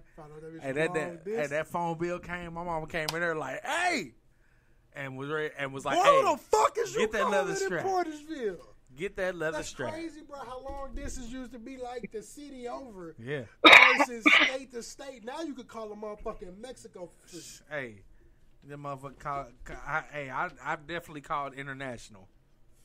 So look, we kind of touched on the local scene, artists and all that, bro. Just somebody from your standpoint and point of view in the industry. How important do you feel it is for up-and-coming artists to get out and network with their peers and those above them? Oh, man, it's so important. Like right now, St. Louis artist named Crydine. He's got a song featured with Big 30. He's going crazy on streams. I'm talking, he been for the last 6-7 months. I don't know from what. Damn, you know what? It might be even shorter than that. He hasn't been less than 15,000 monthly listeners, and this is somebody who I want to say the max I saw him at one point was maybe 100 monthly listeners, but now he's on like several playlists, like he's getting a lot of attention, and there was nothing more than him popping out to where Big 30 was at, approaching them just on some, hey, I'm an independent artist. What do you tax? Hey, I don't actually have that. This is what I do have. and you never know, they might go for it. Some go, some don't. Right. But you don't know unless you go rub shoulders with people. The worst a motherfucker can tell you is no. Right. Like, yeah, I'm like, and most of the time, no ain't nothing more than you're not coming with the right number. Yeah, no is really not right now, not this moment. I'm like, bro, that's what I tell you. Don't take no for an answer. If this is something you truly, truly want to do, and what they saying price wise or whatever is firm, then get there. It be people I ask about stuff. Like I asked about a private dinner the other day, and they told me the price. I was like, bet. I don't want to do it with nobody else. So I know what I need to get to amount-wise. I have your deposit soon. Mm-hmm. And we'll make that shit happen. You got to just, you got to pay to play sometime. Like, it just is what it is. Yeah, it can't be cheap. Yeah, man, yeah, that's one thing. Like, I'll even tell artists, just because you can't do the billboard doesn't mean you can't put $10 a month into your sponsored ad on IG or something of your shit. You know what I'm saying? Yeah, start somewhere. Do something. Start somewhere. You know, like even right now, I've been consulting the last couple months this young artist, Almighty Gang Reese.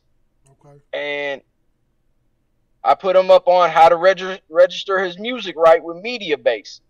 I was showing boom. I got him the college radio stuff.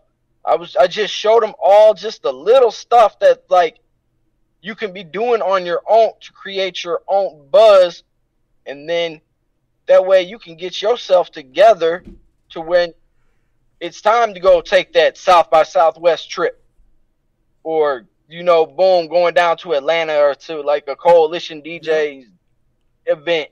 Or just like you're ready to go. Like even last year, we went down to Atlanta for the Coalition annual. And it was KB. Yep. It was KB 365.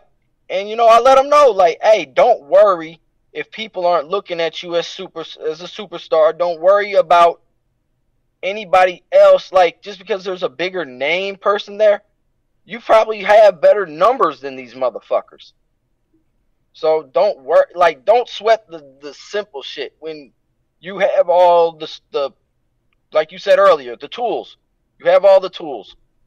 Facts. Just keep using the tool. Believe in yourself, man. Yeah, you gotta believe in yourself. Like when I was going up to Chicago all them times from late 2003 to 2009 on a regular, when I mean on a regular, dog, the only money I had sometimes was just the fucking gas money. That's it. Yeah. That's it. It's how bad you want it. I've been there. And I understand. And I wanted it. I wanted it bad. I still want it. There's still a lot of shit that I haven't got yet. Like, I've yet to get a plaque. I want a plaque. It's coming. So what do you feel is missing from today's music? What's that? What do you feel is missing from today's music? Soul. Creativity. That too. But shit, I want to start with just soul. Like, they've taken a lot of the soul out of the music. As much as people try to blame drill and shit, you can't blame that shit. That was really their environment. And that's their version of, that's their soul. They pouring out what they know. Like, they doing what they supposed to do. It's toxic. Yeah. But. Yeah. But that's, yeah. But yeah, I'd say people with soul, maybe a little bit morality, but at the same time, there's nothing going on that wasn't going on when I was a fucking teenager. Facts. Yeah. History ain't doing nothing but repeat itself. This ain't drill music ain't nothing but updated, faster gangster music. Like the same shit that these little niggas talk about, y'all. They just say it so much more graphic without the wordplay. Back then, it was a story that was being told, so I didn't. And a lot of them stories, I could 100% say y'all was doing it. They was telling stories of other people's lives and all that. These little niggas be telling stories from a point of view of, nah, bro, I was doing that shit. That's why they right. Oh, you got King Von. I mean, rest his soul, but shit, that motherfucker is known to have 10 bodies. Like, it was just rapping. about the shit. They be like, they taunt and flaunt that shit. And it's just like, bro, that's their environment. And I believe 90% of them kids. You could tell, Ah, shit. Hold on. You could tell, like, some of them motherfuckers really be about that shit. You could tell when somebody got a facade to them. But, like, outside of, like, Chicago drill, I don't believe it too much. You could tell certain people in other areas, but it's like because they start, y'all got New York drill. They got UK drill. Like, nigga, I'm not finna listen to Hey, I've been to the UK. Hey. I know it's some slums. It's some slums over there, I ain't saying it ain't no slums. Hey, it's some straight slums. But it's the fact that y'all just developed the style because y'all came across Chief Keef. Yeah. Now that y'all try to act like it's a regional thing, like, bro, ain't nobody checking for that shit over. Hey, man, me and Maria was walking through them slums in the UK. I was like, hey, fam, I don't feel safe. I ain't got my I done left outside on Wabada where niggas were shooting dice at 1 in the morning under the street light. Hey. Nothing worries me more than that because the first thing I said is, why are you niggas gambling this late? Yeah. I ain't worried about shit. On the West. On the West and only on the West. But I agree though, bro. Soul, bro, artistry, creativity, it's just a lack of care. Yeah. Because it's so easy now with the internet. Some of a motherfucker be like, yeah, bro, I just started rapping 2 months ago. And then it be on. But the shit, the longevity don't last. Yeah. And that's right. That go with the whole shit I preach every week. About going viral. Yep. That's what a lot of these artists do. They'll go viral off of that one song and don't know how to make that shit work for them. The best person I've seen go viral off a song and make that shit work, that nigga T Grizzly. T Grizzly, bro, got out, he put 2 bands into making that video. He was working as a fucking golf caddy at the time, like, had the bread. He's working, they watching it while he at work. First time putting out a song, this motherfucker just go up. He's like, damn, bro, first day, 50,000 views. Then it just took off from there. He said, bro, I was getting booked to go on tours. Like, going to shows. I'm getting paid $50K for a show. I have one song. And motherfuckers was giving me that bread because that one song was bringing hella people out. He's like, to the point I had to start finding another song. So where he figured out how to transition. Now, he just put out a song with Chris Brown and Mariah the Scientist. Shit fire. And he been making consistent music. It's just like, you got to know what to do with that random claim to fame. You can't just start rapping 2 months ago, you blow up tomorrow, but you didn't have no plan because you didn't take that fucking shit serious. Then you wonder why the little bread you get be gone. Hey, Sexy Red's a great example. Hey, stay down till you come up. Sexy Red is a great fucking example. Facts. All the pieces were in place for, if this hits right, we need to be ready to just run. Hit right. They Shakira Richardson that shit. Hey, shout out to Wicked Films, because that's what made it pop. Dude out of Memphis that do like mic performance things. She booked him for one of the performers. Shit, I think she did at the Beauty Supply on West Florida. Or probably on the north. Probably on the north side somewhere. But straight shot of the Pound Town. Before that video went so viral, I didn't even realize there was a real music video of the Pound Town. Till like a year later. Hey, you know what? I'm going to give y'all a little something. This is some behind the scenes shit. And this is why I don't necessarily listen to her music. I play it on my radio show. But what I respect about her, and I'll have no problem arguing and defending her. Not this summer, but July 2022. All right? You know how we have guest DJs for the holiday mixes and shit? 4th of July weekend. A bunch of the DJs that I do know got a text message from old boy D Green at the time. D Green was there. This is before he left. He gave them a list of St. Louis and East St. Louis artists they could not play. Sexy Red was one of them. KB3, shout out to my man KB365. He was another one on the list. That's how we knew about But Sexy Red was on that list. And everybody that was on the list, I can't remember who was all on it. It was a good 5 or 6 artists. But they were all artists that I knew were working hard. They were all doing something. They were all putting something into some marketing. They were all doing something right enough to tell this program director to tell these DJs, don't play their shit. You can play these guys' shit, but you can't play these guys' shit. So, and look at her now. They have to play her on Hot 104. It ain't nowhere she can't go, and they don't fuck with her. Yeah. It's just like when you meet somebody that's true to themselves. Like, if you get her, you get her. Yeah. But that's you. Like, she don't be trying to switch up who she is. She is a St. Louis motherfucker to the T. It's like you had your, and I don't know if we talked about it on here, but like when music pop, your first thought of St. Louis music wise was Nelly and them. Yeah. But Nelly and them, you city, county, all of that. She is like that motherfucker from the city. Yeah, she from North Side. North Side in the city, and it's just like she is that representation of like, yeah, bro, just stick to that. She was walking down the street singing her own version of Making My Way Downtown. Way before who I knew she was. And then she did a video in the goddamn beauty supply store to Pound Town, and that shit fucking blows the fuck up. And now her tour dropped, shit selling out. She pregnant and still doing that shit sold out. I went to the one in the Loop because I got a free ticket. My girl and her friends was going. I was like, but I got the kids. The homegirl hit me up from high school, like, hey, you know somebody want to go to 60 Sexy Red? I was like, I'll make it find somebody. She's like, yeah, I got a ticket. I just don't want to go. I'm going to give it away. I was like, well, shit, I'll take the motherfucker. Right. Fuck it. Like, it's a free ticket. Drop the kids off at their grandma's house. I was in there too long. She took hours to come out.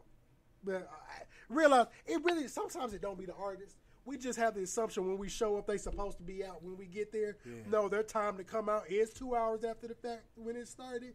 We just don't want to see the motherfuckers beforehand. Yeah. But when she came out, the love she got and how that motherfucking room went crazy.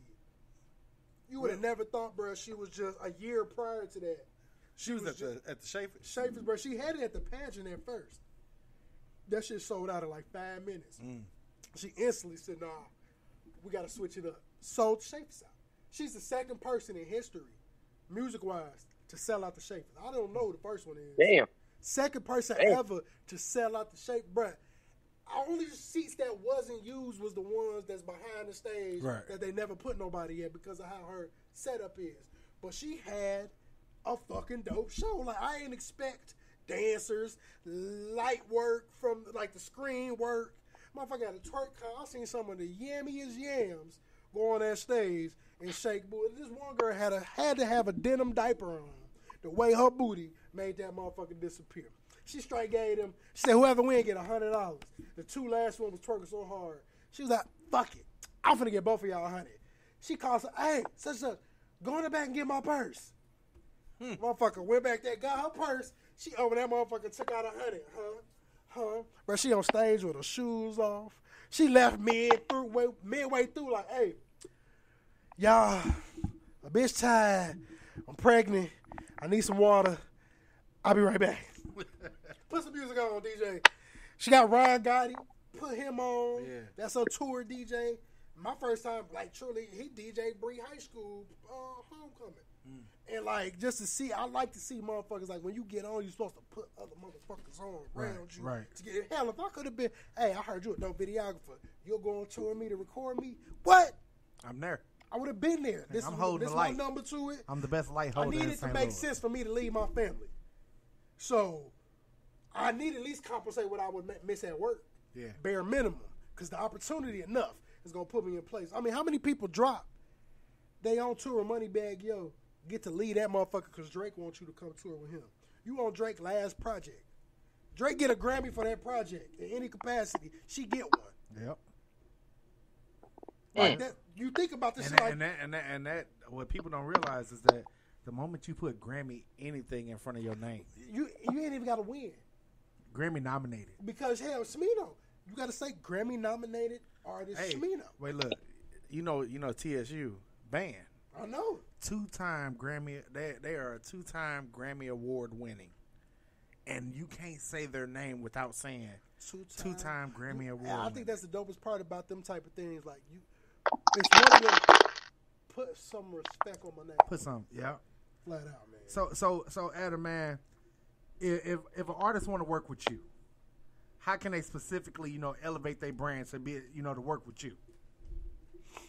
Oh man, you can be the bottom of the barrel, man. I don't give a damn about that shit. Like I said, I took a group nobody really even heard of. Now they can sell their debut album for $1,000 a pop. You know, I can't take that back. My dudes did get put on by Kingpin Skinny Pimp. I gotta take that back though. Kingpin Skinny Pimp. I know that name. Yeah.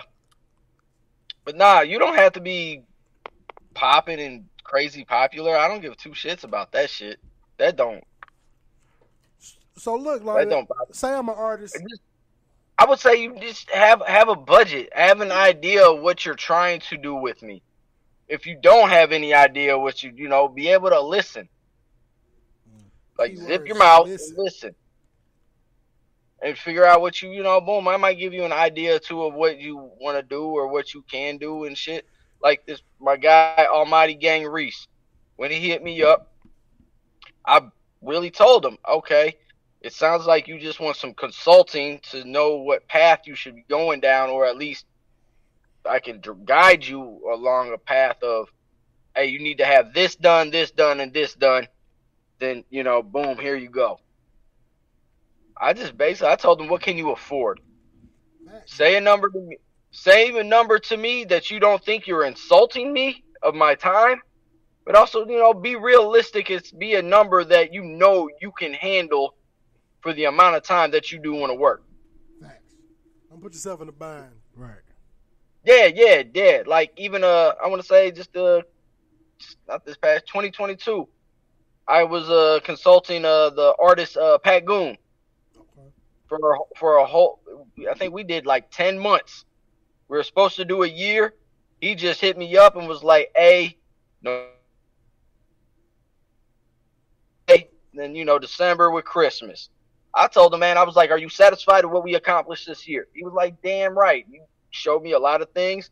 Got me, you know, boom. You gave me a lot of good advice." He was like, "Yeah." So, but even when I hooked up with him, it was like, "What can you afford?" Be honest with yourself. Don't put, like you said, don't put yourself in a bind. But at the same time, I can't never. Yeah. But at the same time, like shit. Just because I'm consulting you, I'm not going to tell you the price, dude, you paid me. But of that money that he gave me, boom, I sent the money to the college radio directory. You know, boom. He needed an EPK. I paid my gal out of that money. My gal makes the EPKs for me when people want, you know, come to me for that. I paid her to do that. So, you know, I'm not pocketing everything, but that's because I want shit done in a proper way. If you need something done, hey, I need to have the money. But, you know, boom. But if you told me like, oh, all I can afford is $50, okay, cool. You're not gonna get the full blown shit out of me, but I'm gonna give you something to where you can work something. Sit down, talk.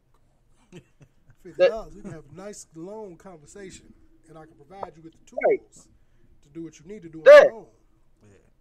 Yeah, just even like, cause when I said shit, when I got that college radio directory, like I said, 90% of the stations on there I already knew about. Yeah. But his shit was updated. But I'm from that generation of, hey, I don't have money to get on the Hot 104s and the 100.3 the beats. I heard about, you know, just being on message boards and these indie artists on there talking about, you know, college radio. Boom, that piqued my interest. I got online, Googled college radio. There is thousands upon thousands of college radio stations, but not all of them play hip-hop. Yeah. I called every last one of these stations to figure out which one of y'all play hip-hop. Hey, KJLU, Lincoln University. Yeah, they was on there. Shit, Flow Valley. That's how I found out about Flow Valley. I never knew nothing about I did not know Flow Valley had a fucking college station. That's crazy. Shit, I didn't know that either. Look, the more you know. Hey, just if anybody wants to work, man, I'm very open to work with shit. So, you know, make it happen, y'all. I don't care. I don't care if you a Crip. I don't care if you a Blood. I don't give a fuck you GD. I don't give a fuck you Vice. Look, I don't give a fuck about none of that shit. Just don't bring me into that shit if it ain't got nothing to do with me. Facts. But yeah, you don't have to be a popular ass artist to work with me. You not. I'll turn you into a popular fucking artist. Shit. Yeah, y'all heard that. Just shit, yeah. Just have an idea of what you trying to do and have a budget. Know that you need a budget. You're gonna have to spend money one way or the other. Because at the end of the day, if all you're getting done is free shit, nothing equals nothing. I hate to tell people that, but nothing equals nothing. People be wanting to own 100% of nothing. I'm like, bro, don't owning 100% of zero. Oh man, it's nothing. Man, let me tell you, man, that's a great. I mean, you ever saw the movie Bugsy Siegel? No. Okay, when he first went out to L.A., the big guys in New York sent him out to L.A., and they were getting those gambling lines all together. You know, those little call in for the bets. You know, he walked in, he told these dudes flat out, hey, we're taking over your shit. We're taking 75. You're getting 25. That 25 we're giving you is so much more than your 100% alone. Like, don't be scared to do business with people. You artists, if you own your records, you have 100% of your publishing. Don't be scared to give somebody 10% of your publishing on a record. Yeah. Like, access. There's so many ways to negotiate shit. But like you just said, hey, me owning 75% and you having 25% is probably could be more than that 100% that you would have just by yourself. People just like the sound of ownership.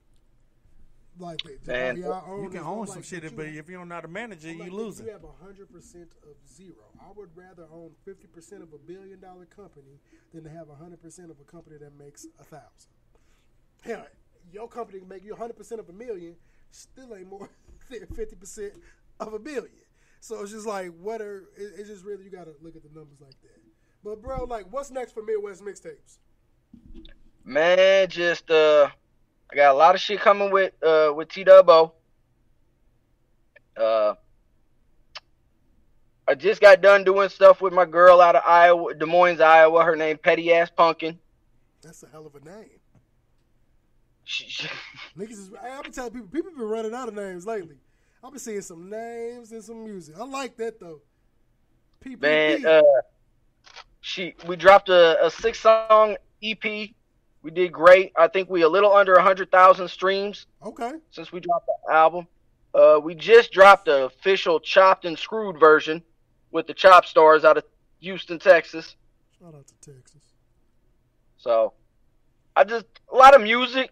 I think I got some stuff. Me and Rocky Maverick's been talking a lot lately. Shout out to the bro Rocky. I fucks with Rocky. Solid dude. Me and him gonna get in the studio a little bit here soon.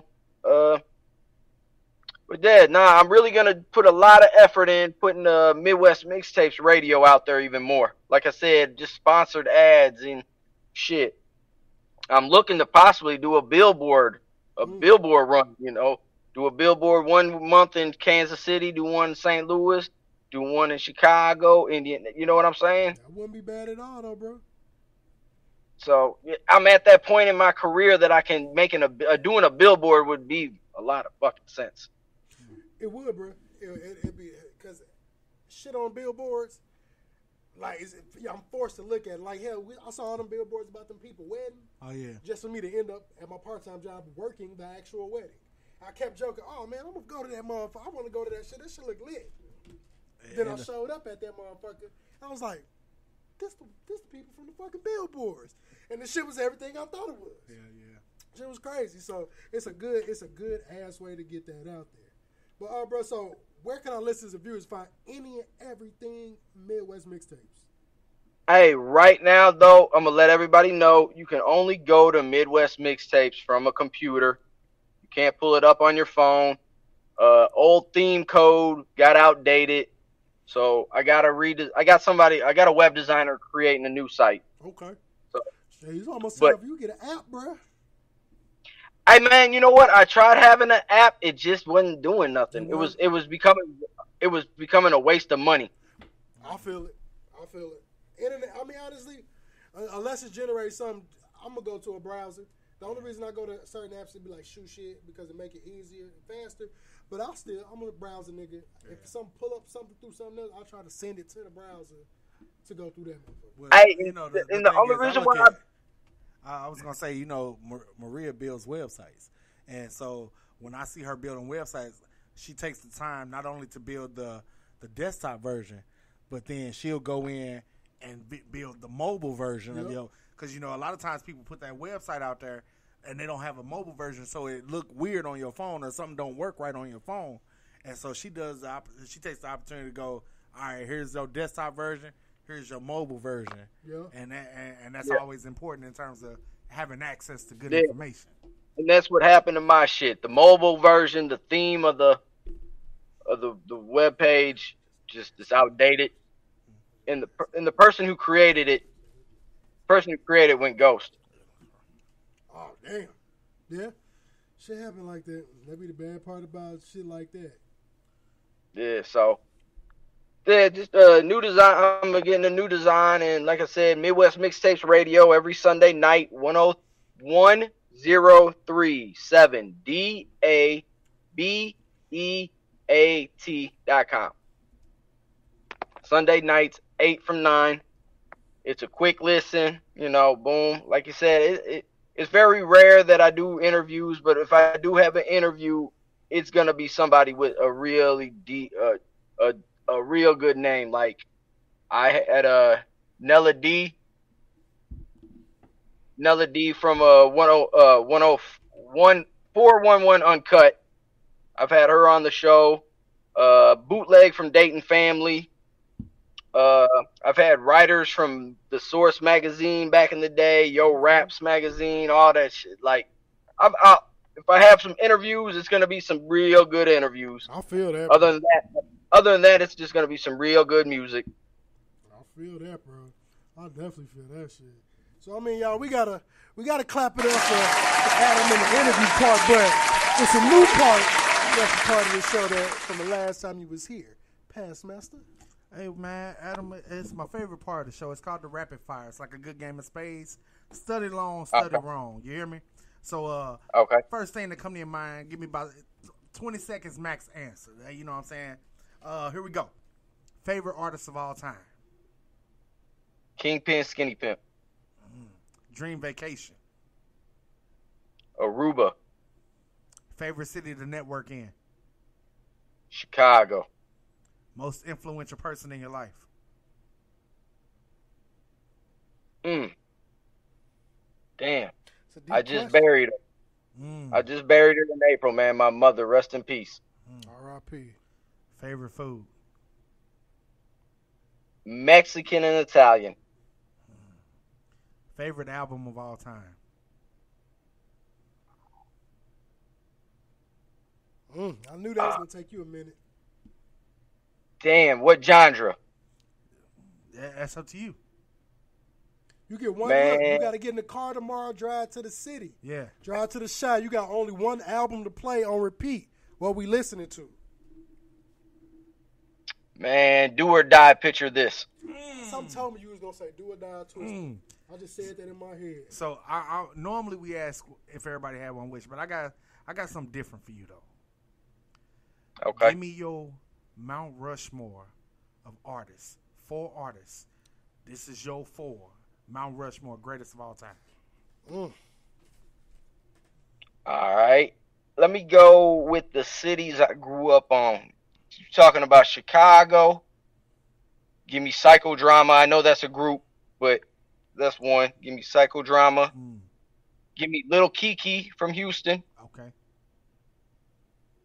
Give me Brother Lynch Hung from Northern Cali. And give me Cormega from New York.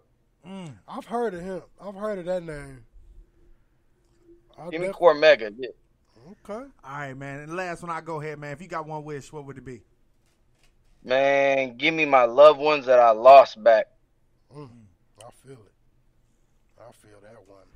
Man, Adam, you off the hot seat now. Man, we got to clap it up one more time for Madison and Midwest Mixtapes, man. It was another wonderful, wonderful episode of Ethnic Issue. I truly appreciate you guys having me on as usual. You know, boom. I always appreciate you sharing shit. Don't think I don't notice. And that, knowing, bro, we locked in, man. You know, boom. You guys have been great since I met you. The day I met you, like you, when I'll never forget you saying, like, dude, you don't need any extra. I know who you are. Yeah, like, I be telling people, like, I was like, me and bro, I done gave the address. He done pulled up to me when I stayed in Cahokia. We done chopped it up, just talked about shit, smoked. Like, solid dude. Yeah. Good dude, man. I like talking to motherfuckers that's knowledgeable about what they talk about. You know, a lot of people that just spew a lot of shit, but don't really know. It's like being a master of a bunch of things, but you're not really a master of nothing. Right. And it's cool to talk to people that, even though we're in the same field, but it's two different realms, we know how to pull that shit together and see how anytime, like I said, when he went to Iowa, he done went somewhere else, he hit me up like, hey bro, I'm finna shoot woo down here.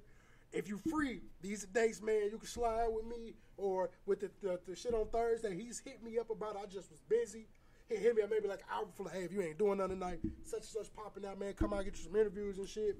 So you got to appreciate them type of people. That's why when I see shit, I don't even read it sometimes. I just see Adam. All right, I'm finna share it. Especially if I know it's his flyer. Anything I see Midwest Mixtapes stamped on it, I'll share it because I don't know who that's going to reach on my page. Right. And vice versa. So keep being you, bro. Keep being solid, man. Appreciate y'all. Make sure y'all tap it.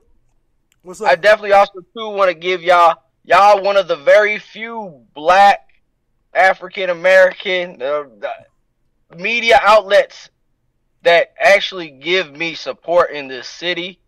And I do appreciate that. Most definitely. Because right on. People don't understand. They knew about Midwest Mixtapes, man, from them times. Like I said, I was in high school searching that motherfucker. When I'm searching live mixtapes, when I'm searching that Piff, I was sliding on there too. Them was my three because I knew I could get the local shit plus some other shit on there. But I knew I could get stuff on here that I couldn't find on the other major sites at the time. So it's a part of my upbringing. And just to meet bro later in life, it's been love since. Yeah, appreciate it. Yes, most def, bro. So we gonna holler at you, bro. We appreciate you tapping in with us tonight. Yes, sir. I'm gonna talk to you. Yes, sir. Hey man, make sure y'all join us next week, man. Got my boy Joe Richardson, aka JLR, coming in, tapping in with your boys, man. I know he gonna have to bring back that. I played it last week. Yeah, that song cold. We gonna have to leave out with it. I got it on. Put our boy Grease Gutter on there. I gotta find it, but I got it. Oh yeah, that must have been in heavy rotation for me. I had it in the car. That must have been in heavy rotation. What was the name of? Cold. Yep. So, man, we finna get up out this motherfucker. We got the man, Joe Richardson, a.k.a. JLR, tapping in with us next week. Yes, sir. We're going to discuss all things with the music and other stuff he got going with the camera. As you know, it's your boy, NicoThaGreat. Man, it's the Past Master. And we didn't tell y'all earlier that we got this motherfucking postal podcast because rain, sleet, or snow. We in this hole. We're going to give you that motherfucking shit. We're going to leave you with another heater and a banger, and we out this bitch. It's a cold, cold world. Someone to love. It's a cold, cold world. Someone to love. I ain't got time for your ignorance. All your written talking belligerence, yeah. Kind of thoughts and words. Man, it sounds so absurd. You used to speak from the heart. An incredible yet a beautiful thought. You're leaning, loose, mumbling, knocking, and you're stumbling. Even when the style is free, but your mind ain't got you thinking you hard in the streets, but you can't stay on beat cause you're so far gone. Cause you just a child all alone trying to write a song you didn't even write. You took the whips and the chains for exchange.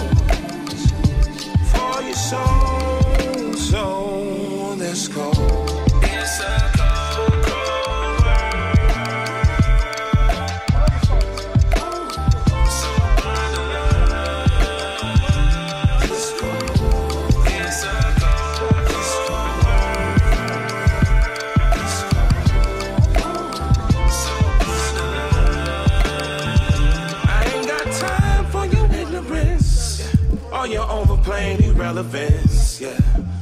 Everything sounds the same. I guess it's just a part of the game. We used to vibe to the truth. Intellectual conversations run loose, yeah. The culture stayed real until that ill will. Now you're back out on the cotton field, but your heart they got you thinking you hard in this booth, but you ain't told the truth since you got signed.